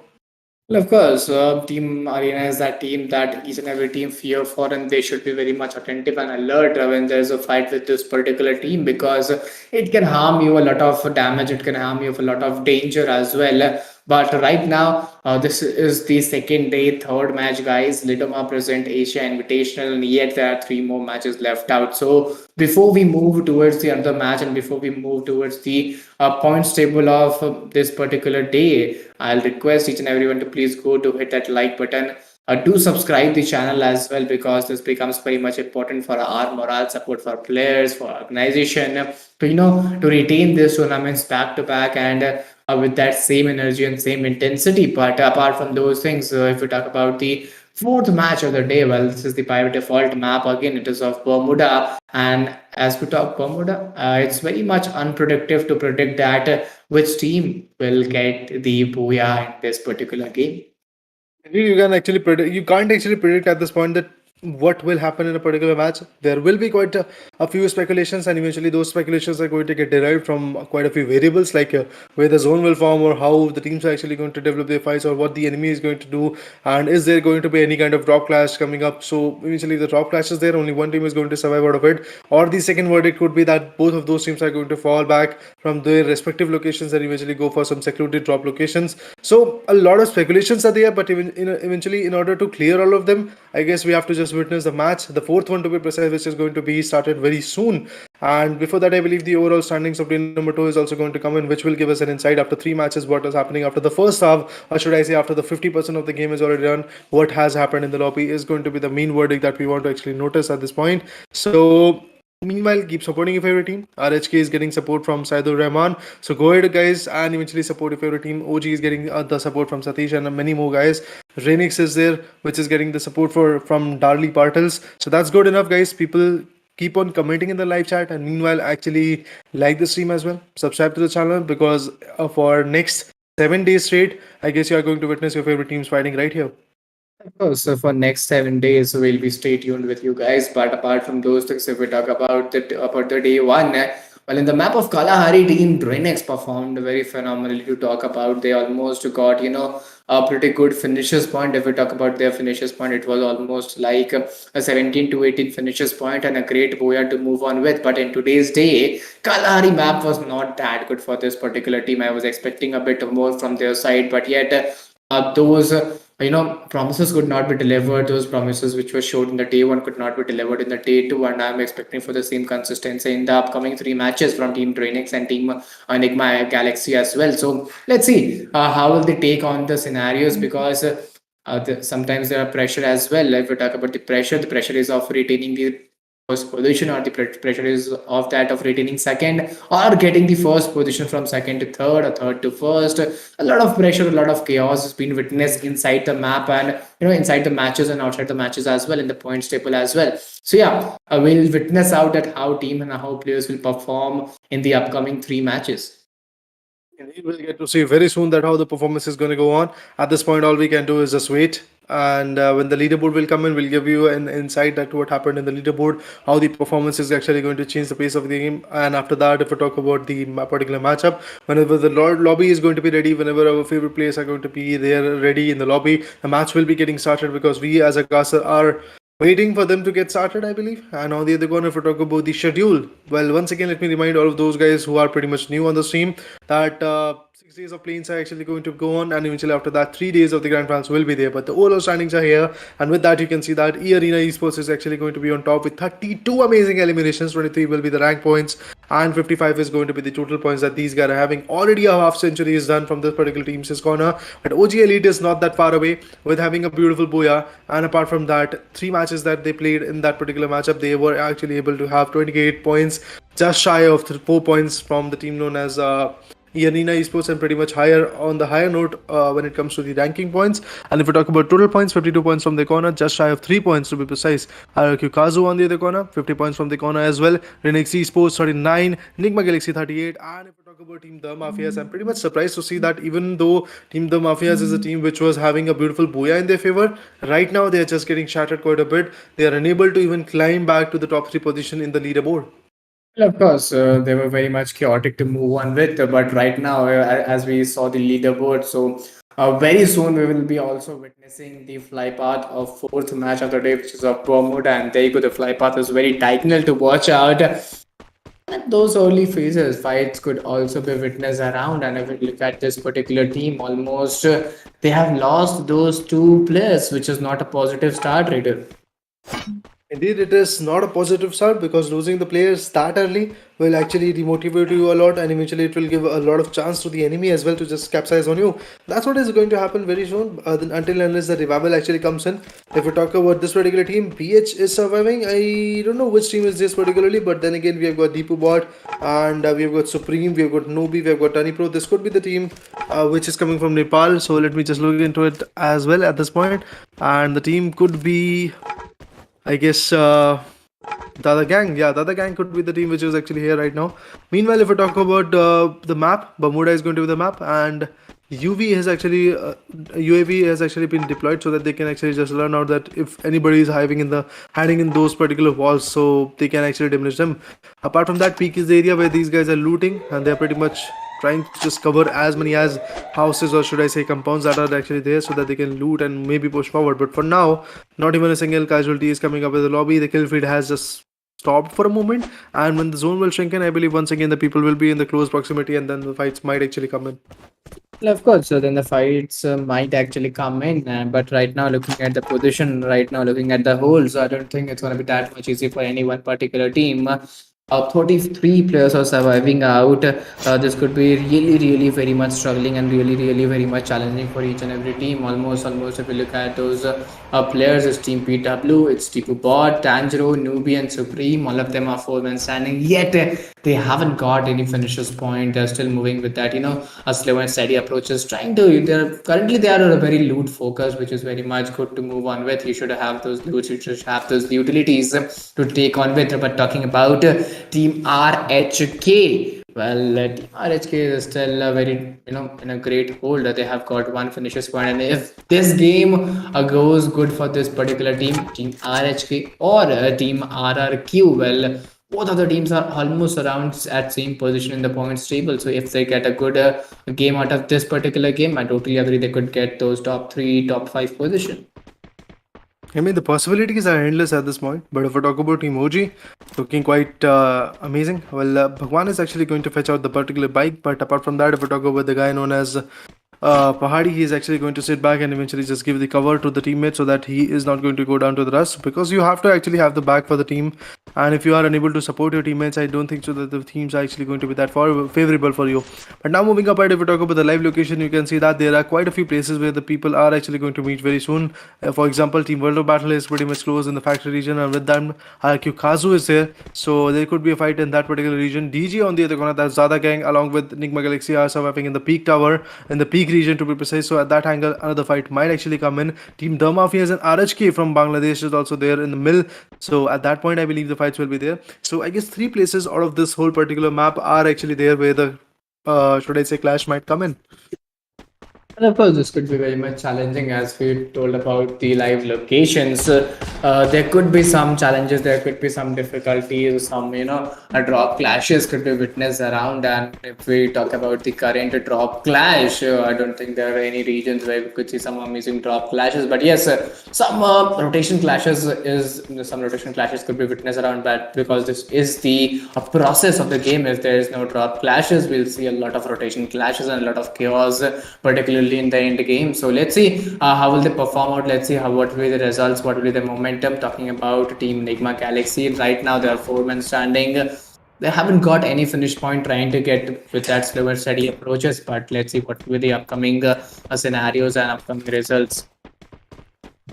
For now, I guess talking about the result is not going to be that easy, because pretty much the second half of this particular day is left. So 3 good matches will actually change the pace of the game quite a bit. At this moment, the highest points that anybody is touching is going to be 55 points. That is there from a team which is known as, I believe, the team particular which is actually having the highest amount of points is going to be Arena. That is the team which I was talking about, having the highest amount of points. That is going to be 45. The team which is actually at the runner position for now after playing 3 good matches is going to be OG Elite, and following them teams are there. Quite a few teams are there, but the gap is actually quite high. But there is not a lot of gap between those two teams. Like if we talk about Team OG Elite, only 3 points is there which they have to cover up, and then they will be able to reach out to the fourth position in the overall standing. But for now, if we talk about NIGMA Galaxy, pretty much close to a recall tower, but they are actually in the particular region where the fights might actually change for them.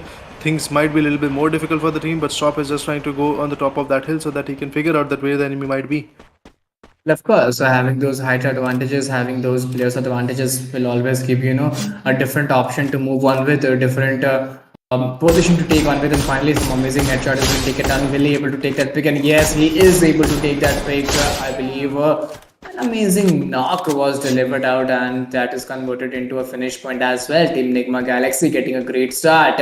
Finally has got those. Two finishes point, and this team has got particularly those two finishes point a good start to move on with. And the question is that will they able to maximize the finishes point, will they able to maximize those positioning? This is the question to chase on, but right now I believe this area is very much crucial to take on with. And finally an amazing surprise attack.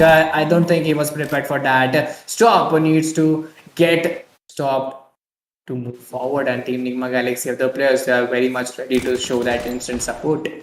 Indeed, the support is coming up. NIGMA Galaxy is still surviving. 32 players are there in the lobby, out of which 4 are from NIGMA Galaxy's corner. They are in the Mars Electric region. And at this point, I believe the chaos that has to be here is already out of equation, is already done and dusted. The players have been taken down, whichever player were there. And if it go at RHK, well, the shots are still there. Look at that. The glue walls have been appointed. They're just trying to destroy it, just trying to give the damage that is required at this moment. And yes, the glue walls were taken down, but eventually at that same instance, the glue walls were again reinstated by the team, by the enemy to be precise, and that's TSG if I'm not wrong, which is actually in a fight. Or is it Team HOTSHOT if I'm not wrong? Well, yes, it could be HOTSHOT because they're actually in a tussle. Blade meanwhile has been knocked out. Utsho has been finished off. That shows that RHK is also on a very close quarter fight, but with that, a headshot connects, and I believe RHK is back in the game. Well, of course, it could be very much difficult and it could be very much challenging as well. Looking at the live player statistics, almost 27 players are still standing out. And yeah, there you go, Team HOTSHOT. Finally, they have been eliminated right now. They have been eliminated from here. Blade, Mitol, and Reefer, they are still standing on. They have almost lost one player. It's Utsho. And if we look at the death board rater, well, still 7 to 8 teams are surviving out. So I believe this could be still very much challenging. But those two finishes point at those early phases could be very much crucial, could be very much challenging to take on with. And let's see what will be the results, what will be the momentum to move on. But yet, looking at those eastern parts of the region, and eastern parts of the region is still very much challenging to take on. Indeed, it is challenging, but for now, I guess the challenge is going to get reciprocated soon enough. RHK, Mithul, Blade, and the other guy that is going to be Rifat are the 3 members which are surviving for them. I believe the closure has to come in soon enough. 7 frags from the corner, but they're still trying to just survive a bit because their struggle is for real. People are coming from the front and corner, and eventually they are trying their level best to damage them out. So it can be quite risky to be precise from Rifat's corner. Tries to rotate from the left corners. He's trying to be a little bit more outside the particular play zone and then rotate from that area, but I believe the enemy has already read the strategy and they're actually trying to just go ahead with those blows. But Asin Evos once again is going to become the dominator. Look at that, 4 amazing blows from his corner. This shows how far Asin Evos and his team OG Elite can push themselves. I totally agree. This could be very much crucial. This could be very much challenging for the teams, very much challenging for the players as well. But looking apart from those eastern parts of the region, I think very struggling for a few teams. Well, looking at Team RRQ, the last player is, if I'm not wrong, Legalio is being that solo player standing for the team. The whole responsibility is onto his shoulder. The whole responsibility is, his whole responsibility is onto his savior role. But looking at Team Orangutan, well, almost they have got those 9 finishes point. Domination is being showed out right now in this particular game, and let's see how will they perform out and what will be the results. But talking about Monk, they'll take some air clashes and they'll get some more loot, advanced loot, to move on further in this particular game. Indeed. You have to have a right I guess, type of ammunition, right type of guns that you actually can explore with. And for that, I believe OG has done quite beautifully for them. I believe their loots is pretty much deceptive. They've got 9 amazing frags in the fights already. And Old Monk and the other guys are also trying to contribute a lot for this particular team. So looking forward to see how far they can actually go. But on the beautiful knockout comes in, it's going to be NIGMA Galaxy once again going out of the equation because Kapom section and has been taken down. The revival will actually come in throughout this particular broken wall.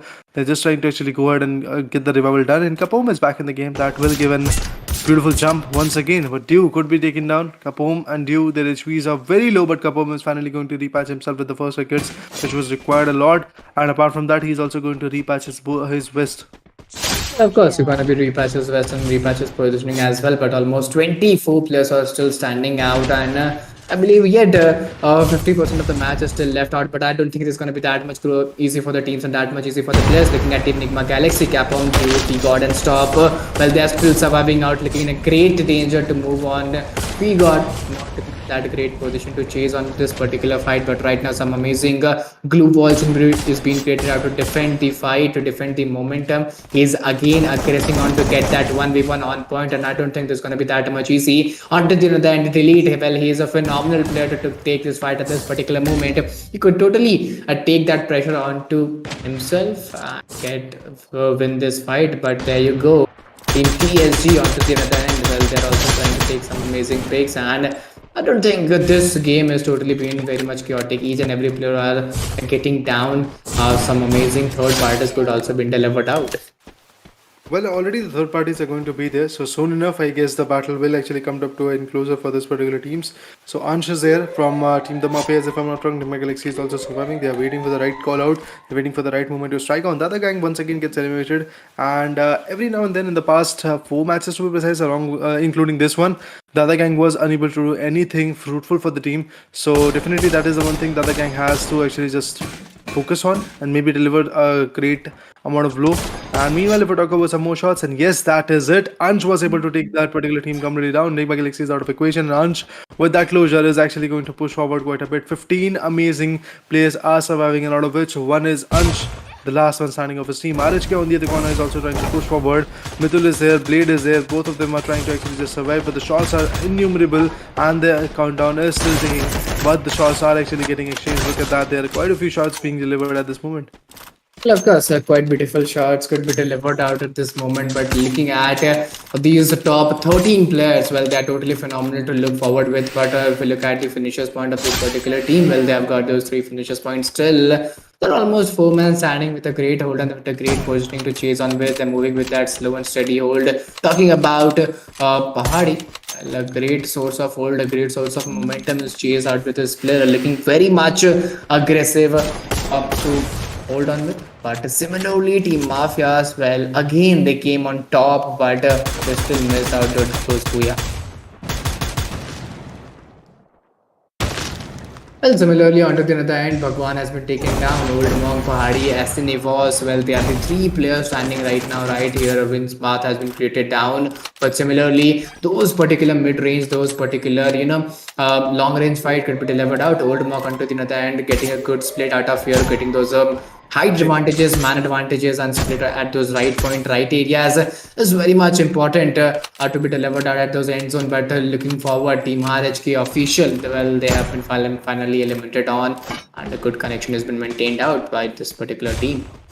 Indeed, the people are actually getting taken down. I believe OG Elite is very close to having another beautiful Booyah in their favor. This could be another beautiful match from the corner. And look at that, a beautiful knockout comes in from Pahadi's corner. That was the AA2B, which was the gun which everybody loves to use, but eventually you are unable to just put down the shots.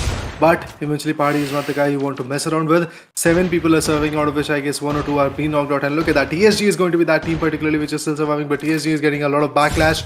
That team is particularly getting taken down quite a bit. But the revival was done. I believe the guy which this particular team was able to put down was back in the game, but now only 2 more players are surviving. TSG Army finally been out of the equation. It's a 3v2 type of situation, or it could be 3v1v1. So let's see what is actually going to happen. For now, shots are being exchanged. Oh yeah, the damage is actually getting connected. That's glue wall which is actually getting decimated, but still the shots are innumerable at this moment. I guess the only anticipation that has to be done from the team DRANIX's corner. DRANIX finally survives till the top 2, but yes, of course the knockout was done, but the Booyah comes in fortunately, and it is OG Elite once again who is going going to cherish the booyah. Well, of course, OG Elite, they are again gonna enjoy that Bua, but I'm really surprised that Team DRANIX, well, they haven't secured any one Booyah in this particular day. Well, they got those second point, they got those second, place point in this particular match as well. And finally, this will be the end of fourth match of the day, and I was expecting that Team DRANIX could again get those, a place point and finishes point as well. But talking about Team DRANIX, well, in the first day they performed and they got three booyahs in six matches, and today they haven't got a single booyah. So this is what we call a totally unpredictable game, a totally unpredictable matches. And Team OG Elite, well, they have got the second booyah of the day. What do you think, Raider? Will they able to take the third booyah and maintain the record of DRANIX, which was shooted on first day itself? It is quite possible, as you said, that the goals are actually going to be pretty much crystal clear for OG Elite. Although OG Elite is one of those teams which loves to make their own kind of, let's say, challenges. So looking forward to see what happens. But at this point, one challenge is there for our viewers as well. That let's hit 70k subscribers. Is it possible, guys? We are already at 65.7k, I guess. And throughout this tournament, we are going to actually dish out a lot of things like the grand finals is going to come in. Top 9 teams here is actually going to get discovered after the 16th or 17th Jan, if I'm not wrong. So definitely a lot of insight is here. Go ahead and subscribe and share as much as you can. The goal for this particular tournament is going to be that we reach out to the 70k subscribers marker. Is it possible, guys? Comment down. Meanwhile, if you are actually enjoying the casting, go ahead and eventually give a little bit of a criticism if it is there from you guys' corners. But now I guess we are going to focus a bit more on the purgatory map, which will come up next. And before that, the overall standing of this particular matchup, or should I say the whole day, is actually going to come in very soon. The overall standing of day number 2 will be coming up quite soon, and after that we'll get to see how far of a gap or how far of a buffer is there between these two giants. Of course. So, what is the buffer between these two teams, and what is the buffer between these two players is going to be very much important for each one of us and each of the players as well. But talking about these two particular teams, where OG Elite has made a great entry in the game, made a great entry in this competition. Well, there are three teams. If what we talk about, well, those three teams are Team NIGMA Galaxy, Team DRANIX, and Team OG Elite. All of three are playing a good hold and getting a phenomenal approach out of it. Let's see which team will get a good position out of after the end of day 2. And I believe there are still 2 matches remaining out. If we talk about those 2 maps, well, it's Purgatory, and the last match will be of Kalahari again. So this would be disturbing a lot, because whenever we talk about Kalahari again, there will be some more comebacks, and I believe a table turning performance as I expect in day 2, and especially in Kalahari. I think 1 or 2 teams can make a pretty good comeback out of Kalahari or Purgatory as well.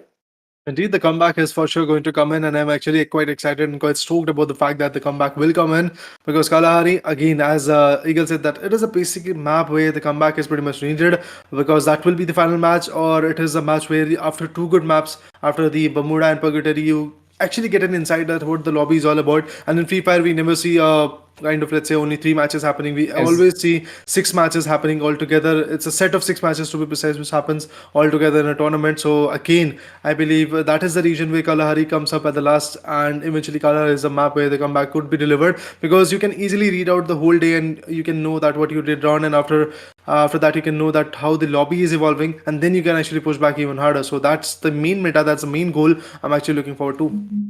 Of course, that's the main meta, main goal as well. But apart from those things, if we talk about the points table, well, that will be also delivered very soon. That will be also delivered very updatively. But apart from those things, I'll also request my audience to please, guys, go to hit that like button, subscribe the channel, share the stream with your friends, with your mates, and do show your support, because it becomes very much important for each of us that we show the moral support, we show the support to organization, we show the support to our players, so we can bring some back-to-back amazing tournaments, because this is the season 2. In future, we would love to see some more amazing tournaments, some more amazing games, some more new events. So for that, guys, you need to be updated, be very much supportive, because in the past we obviously seen the season 1, this is season 2, and the upcoming times we'll also see few more seasons. Indeed, obviously, we are going to witness quite a few seasons, and then we'll get to see how far the fights are actually going to go on. And eventually, if you want to register, you can actually just go ahead and tap on the reception, and you will get to know the Discord. You will actually get to have the Discord link or the Instagram link. Go ahead and follow Lidoma Asia on their particular pages, and apart from that, then our moderators will be able to help you out a lot in terms of the registration and in terms of the insight that when you can actually join this particular tournament or some of the tournaments which are actually going to launch very soon. 2023 is already started, and you can see that it is starting with a banger coming from Lidoma's corner. This particular Asia Invitational Series, it's absolutely amazing. A beautiful fight is actually upon us. It's already the second day of the plains, and 7 more days are actually left, and pretty much a lot of matches are there. So in the grand finals, if we talk about that particular perspective, 21 matches will be there every day. 7 matches are going to be there. 6 matches, I guess it's a little bit less. 7 matches, well, definitely it's going to be quite amazing. The seventh match could be next era, but let's see what happens. Eventually, the schedule when it will come in, you will get to know what kind of, let's say, changes will be there. But now if we talk about the overall standings of day number 2, you can see that OG Elite is fortunately going to be on top with a huge jump. To be precise, there is a jump of close to 23 points in their favor. And if we talk about the total points, 82 is the point. Arena Esports, they've got 59 points from their corner. RRQ KAZU 55, NIGMA Galaxy 52, DRANIX Esports coming a little bit closer to 50, RSQ Official also with 48 points, THGRB with 39, the Mafias with 36, HOTSHOT Esports 32, DADAGANG with only 21 points, and on the other corner, if we talk about Team World of Battle, well, they have got a decent 13 points, I believe, but after that, they were unable to come back. BTR Delta, on the other angle, have missed out quite a few matches of this day.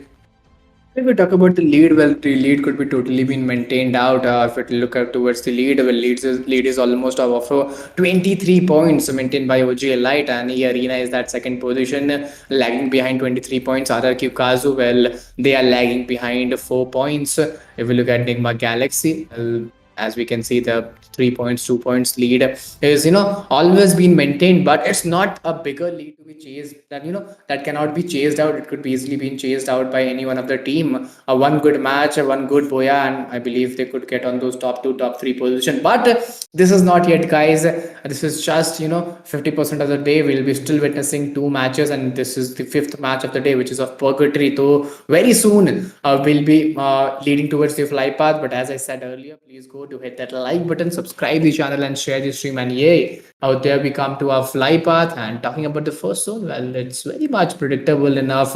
The map of 3 islands. Indeed, the fight is upon us at this moment. You can see that the Purgatory map is going to be pretty much ready, pretty much stoked, pretty much excited.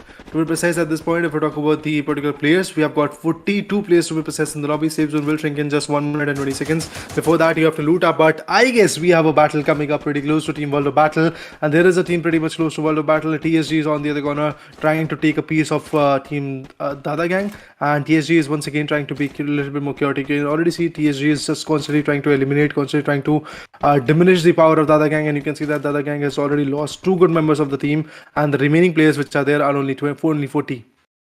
Of course, 40 players remaining out. Talking about Team WOB, Shanti, Harsh, Insane, and Sasu Bakat Bhai. Well, it's a pretty good name to look on, but right now 4 players are standing. They haven't got a good start. They are still searching for that, opening knocks and opening picks. So let's see how will they perform out, what will be the results, or what will be the momentum to move on with. But right now we look at Insane is still hiding on, is still waiting on with that slow and steady approach. E Shut Up has been eliminated. EA Limit has been eliminated by a headshot. So yeah, Team DRANIX at those early phases, well, they have been eliminated, and I don't think this is a good day for Team DRANIX, because this is the 5th match, and yet there's only 1 match where they have performed phenomenally. That was a last to last match. With those little finishes point, they could gain those second position. But apart from that game, I don't think they performed brilliantly as they were performing in the first day. So yeah, they need to show a comeback at the end game or the last match. Indeed, I believe having a beautiful advantage is going to be the main goal. But apart from that, at this point, I guess the only reason everybody is just getting diminished is actually going to be the right callouts. So I guess from the IGL's perspective, they have to give the right callouts, and from the attackers' perspective, they have to actually initiate the attacks. But Enigma Galaxy from the corner, Kapoom, Duo, Fivgod, and Stop, everybody is looking quite confident. 40 players are there in the lobby, but still we are waiting. We're still trying to figure out that how far this fight will actually go on. The arsenal is now open, so they have to actually go ahead and loot as fast as possible. Meanwhile, the circle is actually going to shrink in, and look at that, the safe zone is now shrinking. The exclamation marker is here, so the teams which are outside the zone have to slowly but steadily, gradually start pushing themselves in the zone. Of course, they should slowly move inside the zone. And talking about Team Nigma Galaxy, well, Duke, Capcom 69, FI got still waiting on with those four-man strong advantage. Yet we couldn't see any one of the elimination from past 2 to 3 minutes, and this totally show that teams are going with that slow and steady approach, which is little challenging for them, little crucial for them to move on with. Let's see what will be the game. But HS Sika, well, he's still waiting on, he's still going on, and a perfect start, a perfect slow and steady start could be witnessed out. In order to have that particular perfect start, everybody has to be pretty much decisive. BTR, which was actually leaving a lot of matches, is again out of equation. And if we talk about DRANIX, that was the first team which was got eliminated. So this shows that the team which was able to dominate in the previous day are now getting a lot of backlash, and you can already see DRANIX is not even able to survive, like literally till the 12th marker, because at the 12th position you will be able to get only one position point. So that's the call out. But if we talk about EA, they are surviving.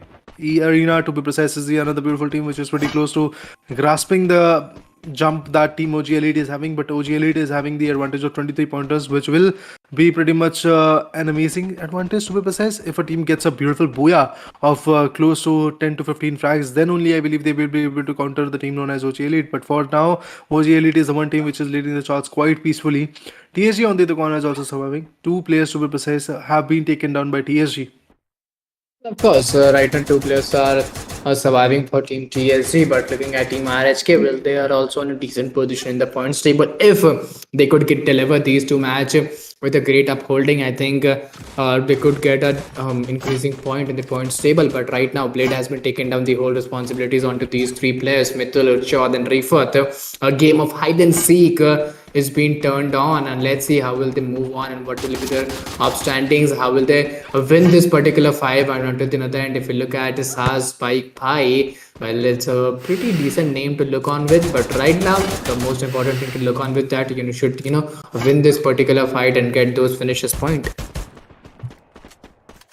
Well, indeed, in order to have that particular point in their favor, they have to just build the strategies. They have to just figure out on where the enemy is. And if we talk about the correct shots, well, they are coming. And if we talk about the needs, they are also coming up quite precisely. But Sasuke Bai is still surviving. And in the close quarters, the shots are getting delivered. He is trying to actually be pretty much decisive of the fact the AR advantage is actually going to be there. But with that, he has also got his pistols out of his hands. So he's ready to just take down whoever comes in front of him. And yes, the shots are coming up. And the knockout was there. But then Sasuke Bai also gets taken down. With that, we can say that team World of Battle is again on the back foot. Of course, they're totally looking in those back foot scenarios. They're totally looking on those, behind the region scenarios, and between those things in TWOB, well, they have been also eliminated, and Team RHK, all of them, all of four are still standing out with those two finishes points. So this is a positive start for the team and for the players. They would gain a lot of confidence, a lot of momentum from this particular fight and this particular game to move on with. But this came a little bit late, because as this is the fifth match, this momentum could be chased out in the last game. But if they are able to maintain that same momentum and same confidence in the next day, also just tomorrow, 6 matches again. So yeah, I think I'm pretty much sure they could deliver a good position in the points table. But right now, Blade, Mithul, Rifat, and Urchad, all of them are still 4-man standing. So a good start has been maintained out. At this point, I believe we can fairly say that yes, the start is there, but let's see how far they will be able to go on. Although it's going to be a risky fight, to be precise, already 3-4 teams to be precise are out of equation, but 30 players which are remaining in the lobby will be able to push themselves. Abe is there, Pac-Man is also surviving on the back foot. But if we talk about Ligelo and Razor, these are the two members which are still residing at that particular stance. So still, I guess the verdict is all about RRQ KAZU. Will they be able to recall their teammate? Will they be able to just regroup and once again fight back even harder as they were used to do? But at this point, match number 5 is already upon us. That means we are very close to the end of this particular day.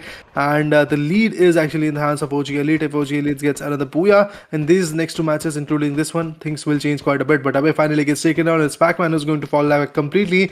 And he might actually go for those recalls. But it won't be that easy, to be precise. He has to search out for a vending machine or a recall tower or some tokens. But only if he has got the tokens, then he can actually use the vending machine. When he has got the particular advantage of the recall tower, then I believe the shop tokens are not going to be that important for him. But Nigma Galaxy, Capcom and the other members, they are actually having the 4-man advantage. But when it comes to the frags, they have already started picking some blows. Well, of course. So right now, if you look at live players, well, 29 players are still being lived out. And if you look at Team Enigma Galaxy, right now they were having one finish point and they're not having any finish point. So yes, they're still waiting for that, game to be started from their side, game to be started in terms of finishes point from their side. Let's see for how more long time they will go with that, just so slow and steady approaches, because as after day one, as according to that point table, they were almost on that second position in overall standings. But right now, this is very difficult to tell, or this is very unpredictable to tell that which team will get those top one or top two standings in overall standings at the end of day two, because as it is the round robin game, so few teams have played 8 matches and few teams will play 4 matches. So yeah, it's very much difficult to chase out with. But yes, each team will get each equal number of games to be played. But right now, talking about Team HSCK Yun 69, it's Yun 69, KAZU XC and Shot 18. All of them are 4 men standing. They haven't secured any finish point, but still right now trying to maximize their loot, advance out their loot. Let's see what will be the final result out. Now, I guess having that final advantage in your favor, you have to do everything that is possible, everything that is actually going to be feasible for now. And I guess that's what is actually happening for now. But let's see how far this game is actually going to get traveled up. We're going to release the map as we were talking about quite early. And at this point, I guess if we talk about TSG's perspective, we've got Valia and the other members, everybody from Team TSG is surviving, which is good enough. But TSG from the past few matches are unable to just get the blows which is required, get the points that is required. So this could be a beautiful match where things might change for them. They might actually get a lot of points in their favor. And look at that, another beautiful knockout comes in from Legend's corner, and Legend is actually going to pick his second frag for the day, which is absolutely amazing. For this corner, from this particular perspective, I believe we can say that 26 players are surviving and only one frag is there from E Arena's corner, and that is going to be in the hands of Shut Up. If we talk about the vehicles, they are already in smokes, they can easily go down to flames very soon. Apart from that, Orgus also taken down, Orgus also been finished off at this point. Shut Up is trying to rotate from another angle. Funa is there trying to appoint blue walls so that he has got the particular defensive covers that is required. Enhanced, he has got the pans, but look at that, Shut Up also been taken down. Revival won't be an easy task for sure, but the shot comes in. It's a woodpecker shot. He was able to put him down. With that, another beautiful player is actually going to push on them. I believe another knockout will actually follow up, and no, it is Funa who is going to pick him apart. With that, another beautiful KO comes in. Limit have also been taken down. Finally, the last one standing is going to be Funa. He's the only guy who is surviving. He actually was able to pounce on a heal need, but now Funa, the last survivor of the scene, has to build the strategy, and he was able to do it. With that, RRQ KAZU is already out of equation. With that, Funa becomes the last man standing of his team.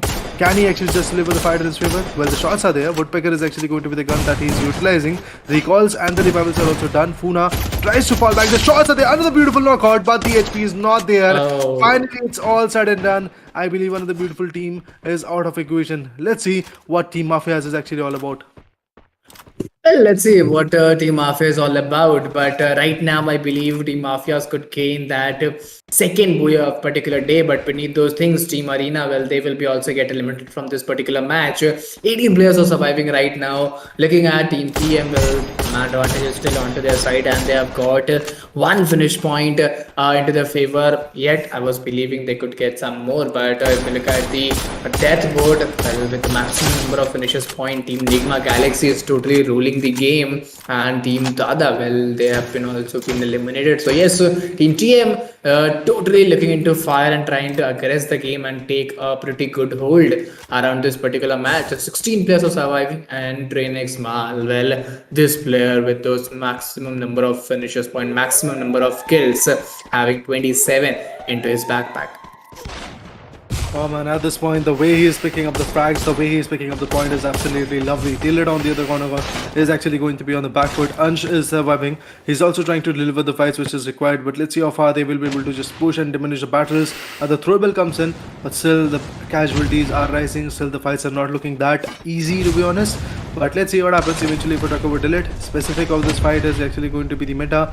Ansh is there on the back foot. Fauzi Ajay is also about to go down, and yes, he has been finished off. The revival is not going to be that easy, and Fauzi Ajay with that has been finished off. Team the Mafias, after getting a beautiful booyah, are now actually on the back foot. Shot comes in, but a beautiful knockout. What an amazing takedown coming from the enemy's corner. Ansh is actually going to be the last remaining player along with the delete, but Ansh is knocked out, and now delete becomes the last one standing. Can he survive is the bigger question at this point. He has got the pan in his hand. He wants to fall back. He gets the upper advantage. He's actually having the first floor advantage at this point.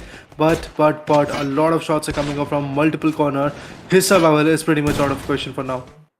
Of course, he's still holding a great approach and a great, man advantage to chase out with. But right now, if we look at the lead, he's being that solo player standing for the team, the lone ranger, the survival, the whole responsibility is onto his shoulder to be chased on with. But TSG and Enigma Galaxy, HS, TM and RHK. Well, these are the few teams. These are the 5 teams who are standing around, and top 13 alive players could be seen. Well, with those 2 finishes pointed to the favor, Delete is having a bit confidence into his hand.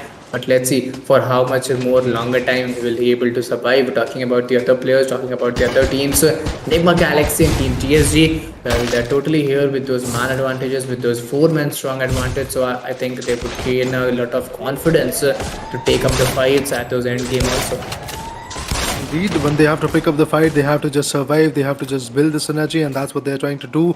They're trying to deliver everything that is possible in their favor. But at this point, if we talk about the dead board, you can see that a lot of players have been finished off. TSG is surviving with the 4-man power, but Enigma Galaxy is having the highest amount of advantage in terms of the frags that they have picked. So this could be a beautiful map where they can easily narrow the gap between OG Elite's domination in the overall standing, and another shot comes in. That's decent. Knockout will get followed up.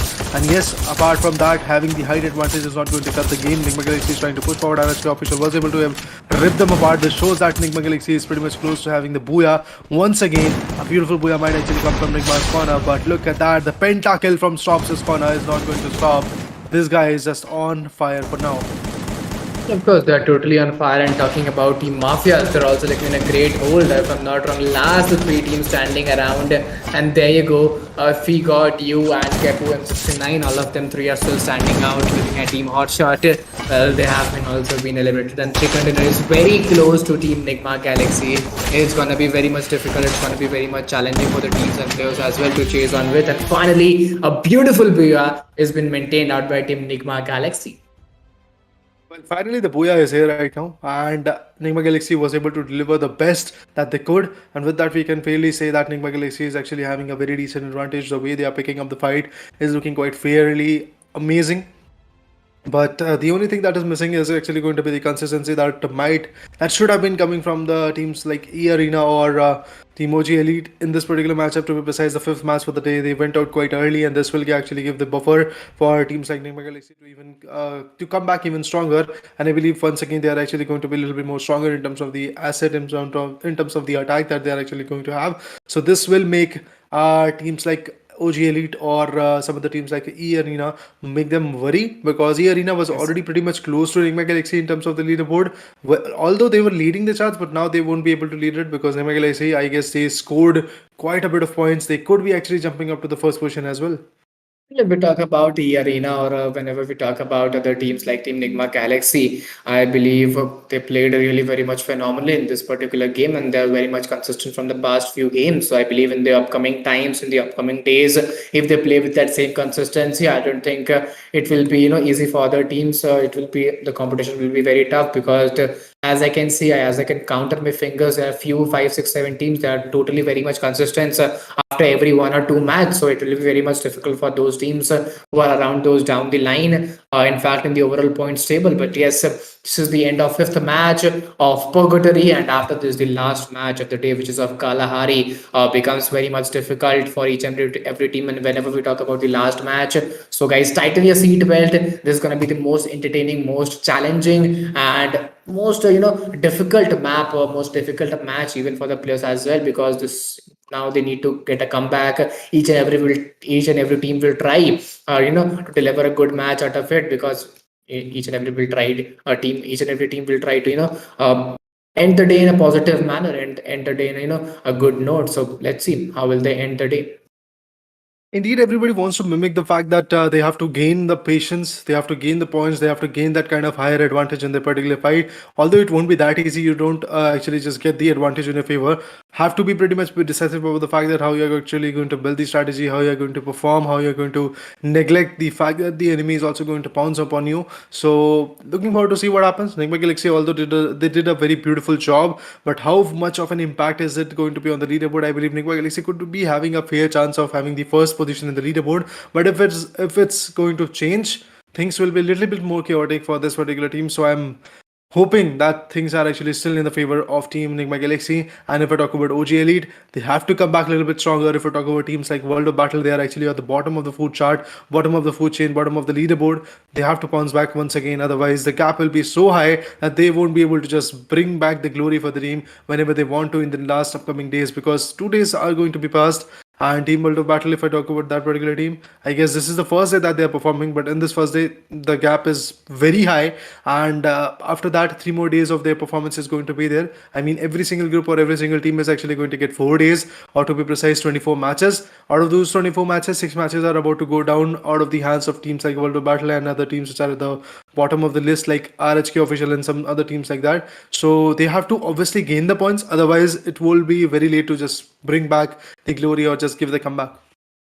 It would be very much difficult for every team.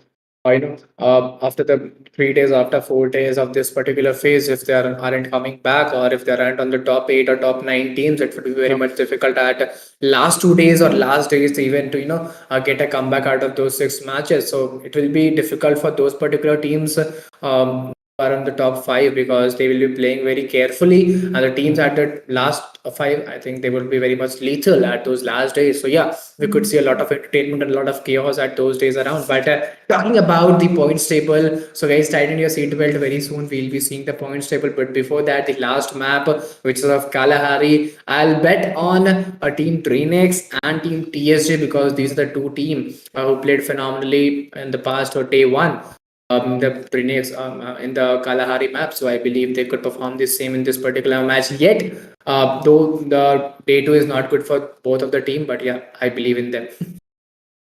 Well, looking forward to it, that how far the balance is going to get built, how far the points is actually going to be in their favor. At this point, the only doubt is actually going to remain in my mind is going to be that, is it going to be easy for teams like Enigma Galaxy to just bounce back or cut the deal in their favor? Although Enigma Galaxy is the most consistent team for the whole matchup, for the 12 matches that they played, they are being very consistent. In the previous day's leaderboard, they were having close to 91, 96 points in their favor. That shows that the first day was also very fruitful for them. They were the runner-up of the overall standing of day number one, and now they are actually very close to being the runner-up of the particular day of comeback, or should I say day number two to be precise. But they can actually also be the table toppers, because very close to OG Elite, and even if a beautiful performance comes in once again in the Kalahari map, I believe Enigma Galaxy will be able to bounce back on the top.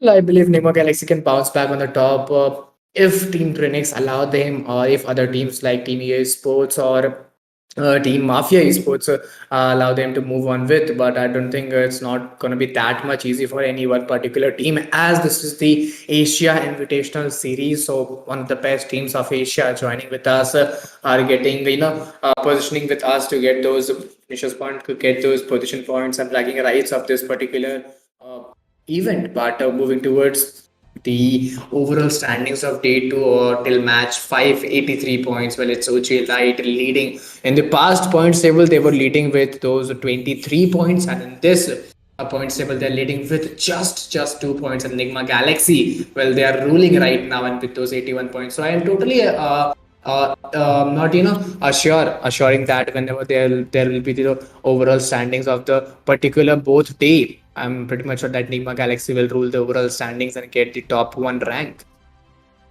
That could be the possibility. For now, OG Elite, they have got the 83 points, but there is a buffer of only 2 points between these two giants.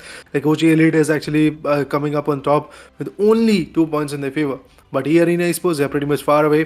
RRQ KAZU, they're also pretty much far away at this point when it comes to the comparison between Enigma Galaxy or OG Elite, and with RRQ KAZU and RRQ official teams like that. TSG Army tried their level best to come back even stronger, but look at the Mafia status at this point. I believe they are at hashtag 10 or 11. Even after having a beautiful Boya for this day, they are unable to give that strong comeback which we are expecting. So still, I believe the anticipation of this particular fight is going to be there. Of course, still anticipation of this particular fight is going to be there, but without wasting any time, very soon we'll move to the sixth match, which is the last match of particular day. The map of Kalahari, the map of desert, the map of slow phase, the map of chaos. So guys, tighten your seatbelt, and before moving to the game, I'll request each and everyone to please go to hit that like button, subscribe the channel, share the stream, do show your support, because this is a giant event of 9 days. We have completed one day, this is the second day, and after this, 4 days of this particular phase and 3 days again. So there are still more 7 days left out. To show your support, go to hit that like button, subscribe the channel. So whenever we come live, you guys can support us. So now finally, we'll be moving toward the Kalahari map and talking about this particular fly path, a diagonal fly path to be witnessed out, a little slanting vertical fly path where some major drop clashes couldn't be seen. For now, I believe the drop clash might actually not come in, but eventually the flight path starting from Shrines region, it is actually going to cross out the refinery, which is in the center point. The sub is actually going to be the last place where the teams might actually jump in. Apart from that, Mammoth is also going to be close part. So looking forward to see how far the advantage will come in. Team the Mafias once again are in a tussle, and the area is going to be Santa Catarina where the fights are coming up.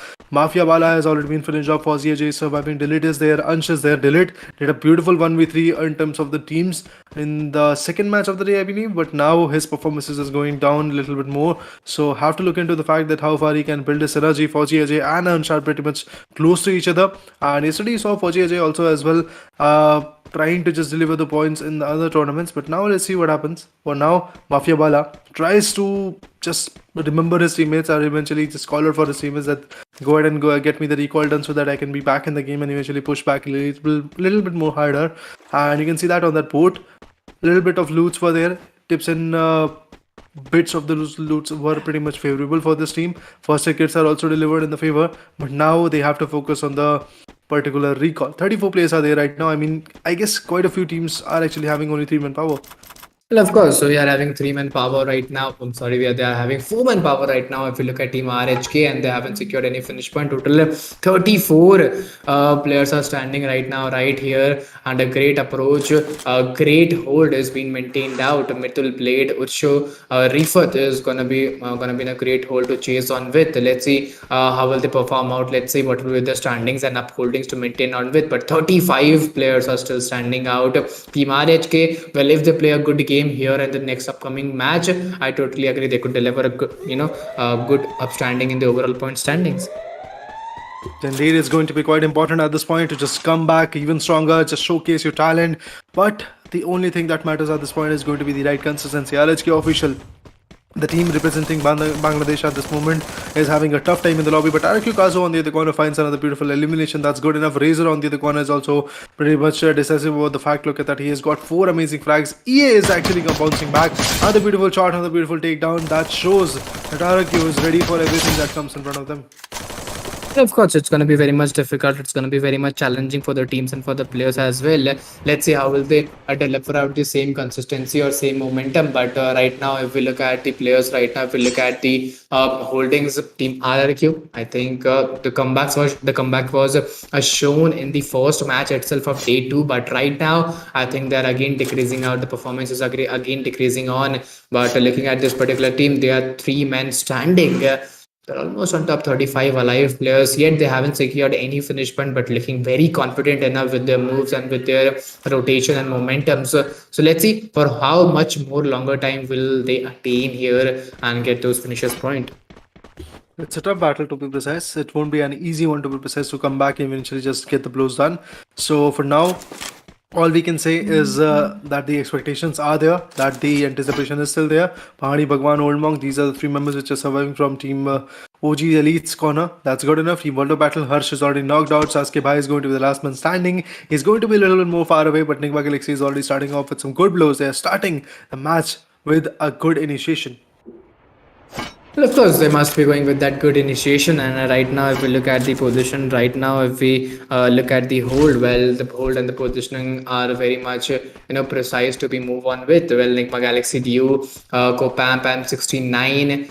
They are 2 men standing with a great hold, with a great positioning to chase out with. 33 players are standing out. They are having a good position. They are having a good holdings to be maintained out. But Team NIGMA Galaxy, when you lose those 2 players at those end game, when you lose those 2 players at those end momentum, it is very much difficult for any team to maintain that same legacy or same momentum or confidence throughout the particular game. But as this is the last match, they could also go with that YOLO approach and get those finishes point at those end game. But looking at a team HS, they are 4 men standing, looking very calm, composed. And I think Right now, they are more focused on loot, but looking at live locations, well, the Maze is area where Enigma Galaxy and DRANIX, the most awaited rivalry, could be seen there in the drop clash.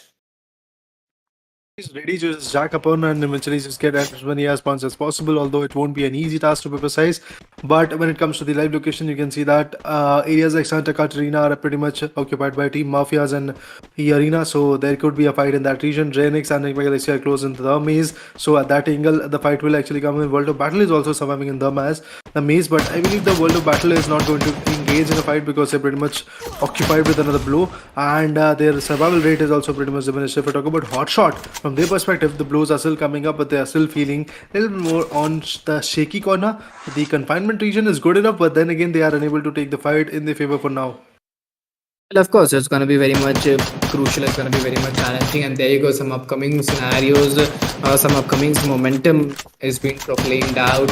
Looking at Santa Catarina, and well, these are the two players to be maintained out. Bayfront, the Maze, XNP, Commando Post, and Moth House Refinery. All of them are still standing out at those, positioning, but yet these particular knocks didn't make a good connection out of his team. HS still in the search of getting those upcoming knocks. Let's see what will be the results or what will be the momentum. But this is the last match, teams and players, they can go with those two options, either with aggressive lethal gameplay or with a slow, steady, calm, composed gameplay.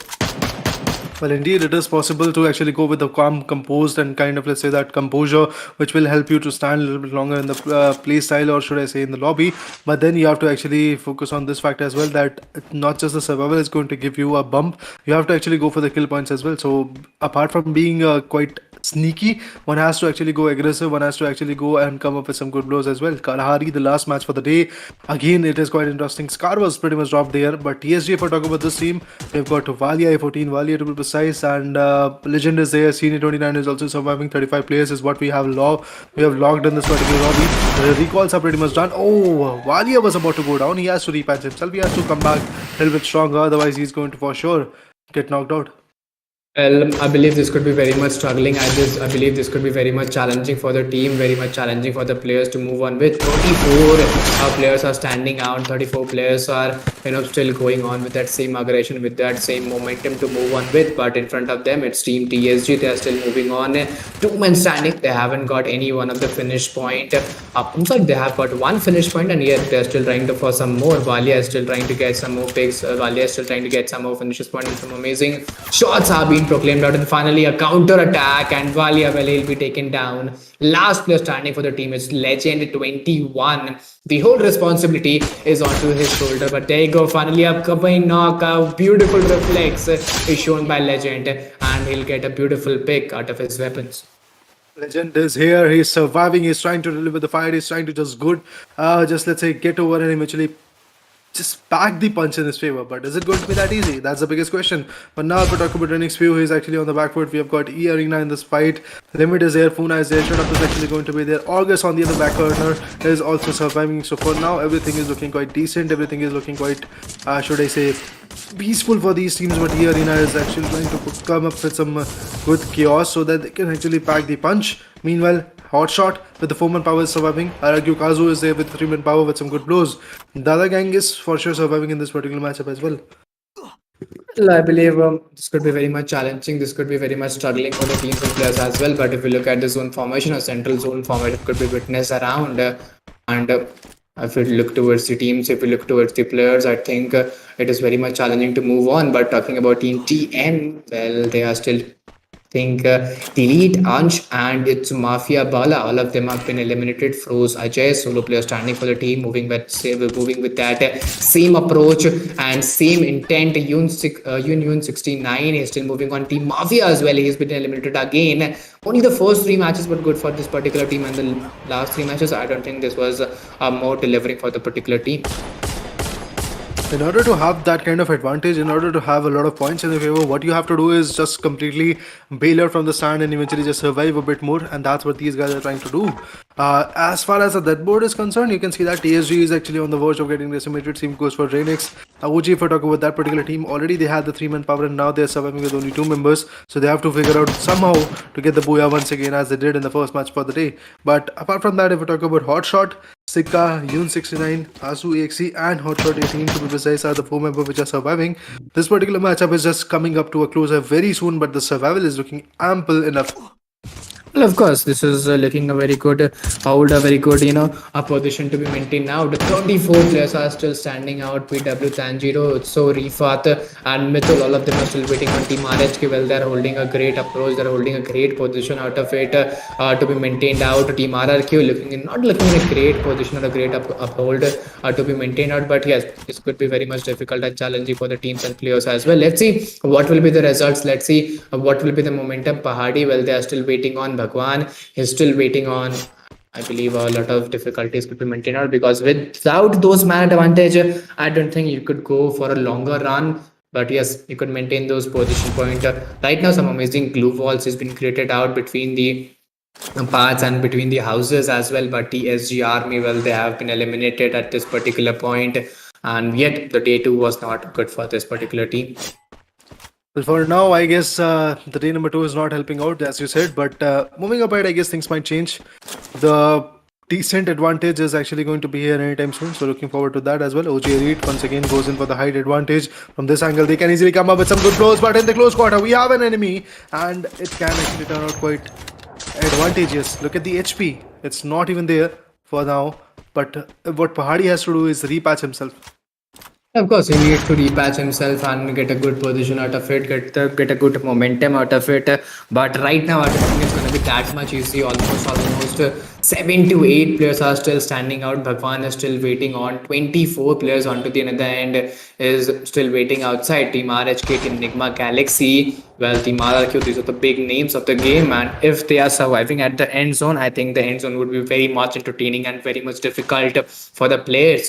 At the same time, entertaining for us, our audience, but difficult for the players and the teammates, players and the team as well. But at the end of the end, DADA gang has been eliminated at the end, and I think the most number of finishes point in this particular match is secured by Team Enigma Galaxy. They are totally ruling the game with those 8 finishes point, and just behind them it's Team EA. Well, they have got those 7 finishes point, and they're giving a neck-to-neck competition.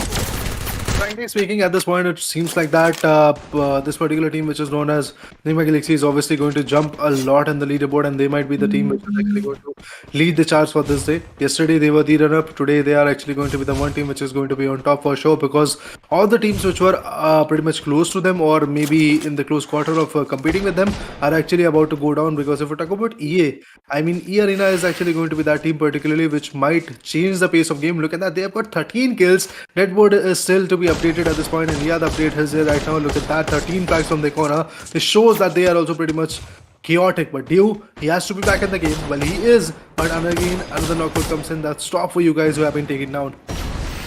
Of course, it's very much difficult. It's very much challenging for the teams and players as well. Total 15 players are surviving right now, and we are almost on top 3 to 4 teams. 2 finishes point has already been secured by Team NIGMA Galaxy, and let's see will they able to increase their finishes point, increase the momentum. Some amazing grenades and some amazing throwables have been used, and there you go, within a snap, Camp Bomb and Feecod has been taken down. View now being touched for the players standing. Let's see how will he perform out.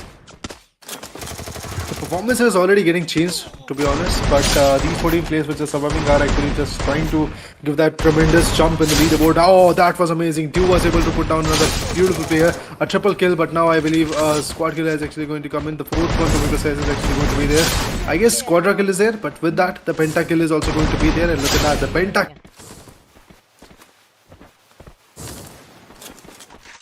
Similarly taking on with if we look at the current scenarios, total 10 players are still standing out. If we look at the if we look at the teams position, well, there are 3 to 4 teams surviving out here, and NIGMA Galaxy, well, they will be eliminated, the one and only contender to get this game. well, they will be also get eliminated from this particular game. But talking about RRQ, some heal battles is going on. HOTSHOT has been eliminated. We are almost on those top three teams. Team RRQ, well, they can show a pretty good comeback from here, and I don't think it's going to be that much possible. But there you go, some overcommitment. Pac-Man has been taken down. Abe Razor, well, Razor is also been taken down. Abe now being that solo player, trying to the whole responsibility is onto his shoulder. And onto the other end, if you look at Team A, Limit, Puna, Shut Up, and Drugs, well, all of them are 4-man standing. Let's see how will they play off and what will be their results as well.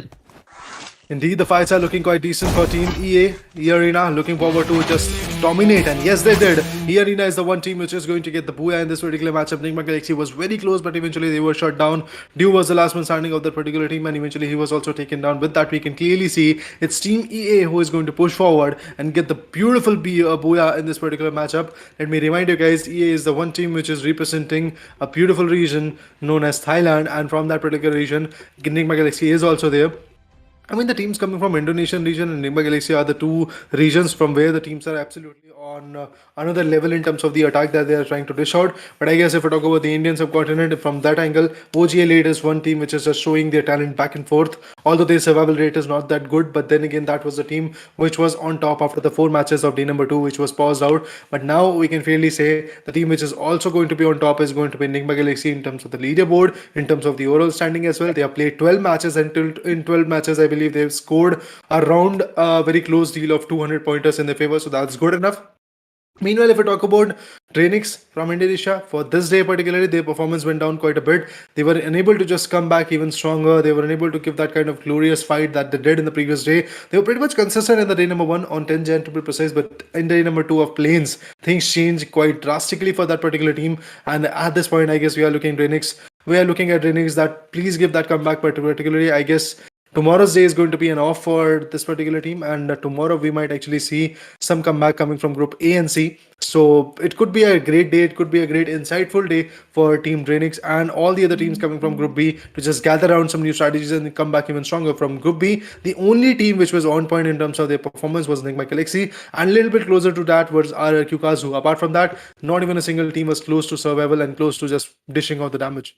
Well, if we talk about few teams who were the heroes of particularly day 2, well, I'll name it's Team EA as well as Team OG Elite. Well, these two teams played phenomenally. In fact, Team RHK was also in the race for a few matches, but yes, they were not that consistent enough in the particular day. Let's see how will they perform in the upcoming days. As you said, the tomorrow day is off for Group A. So yeah, we'll be seeing a performance between Group B and Group C. So Group A will get a rest out of it. But keeping those things aside, talking about this particular day, I'll request from each and everyone, so please guys, go to hit that like button, subscribe the channel, share the stream, do show your support, because it becomes very much important for each of us to show the morale support to the organization, to the players, to the casters, to the management, to the production team, so we can take on with some few more events. So season 2 is going on. We could come with season 3 and season 4 and many more and so on.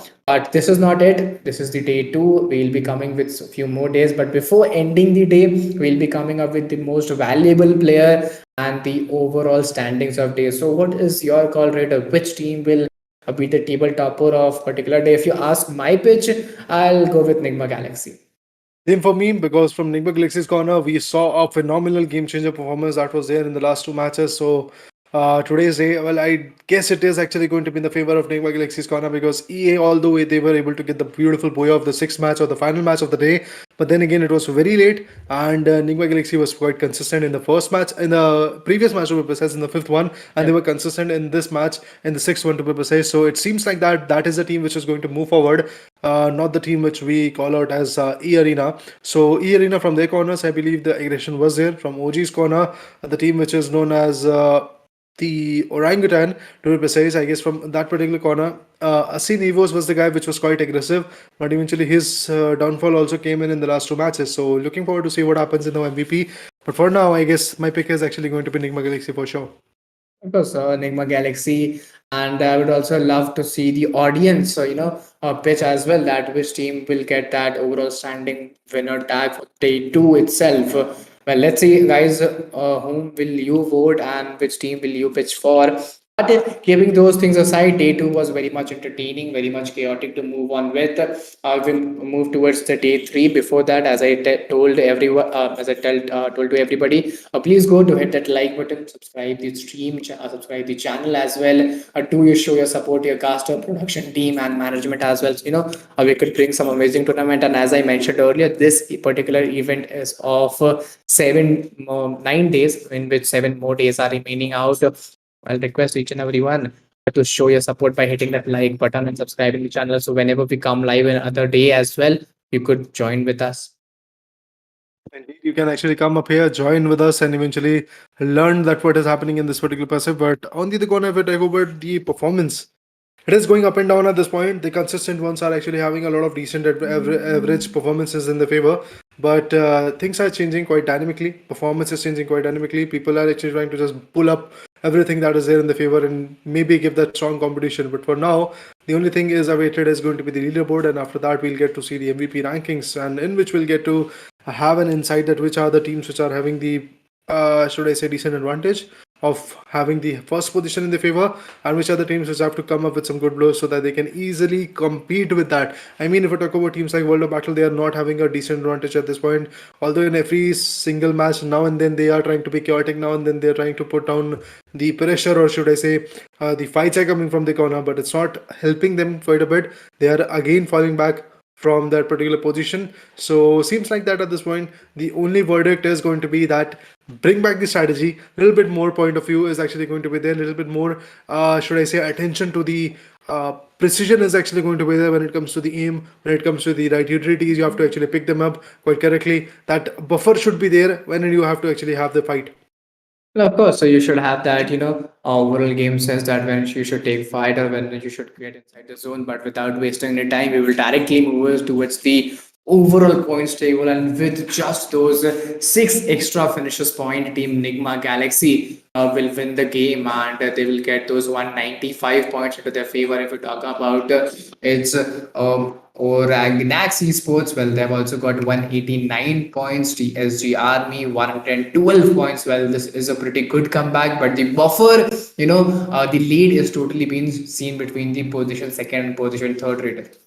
Well, indeed, at this point, if we talk about OG Elite, although they were quite amazing in terms of their performance, they had two beautiful boyas. They were having only 88 points to be precise. When it comes to the second page, ICSL 5 to be precise, coming from Group C, two boyas, but they are still struggling at hashtag 10. That seems a little bit more worried. And if we talk about the MAFIAS, even after having a single booyah in their favor, they were unable to jump to the top 10 positions. So they have to figure out something amazing. Apart from that, if we talk about BTR Delta, this is the team which is having 0 points. Team World of Battle only 23 points from the corner, but we have to look into the number of matches as well. As you can see that quite a few teams are playing only 6 matches. To be honest, if we talk about E-Arena Esports, I'm pretty much happy to see that they have only played 6 matches, but they are still at the 6th position. They have got 19 points, and one good match from their perspective can easily help them to jump to the 3rd position.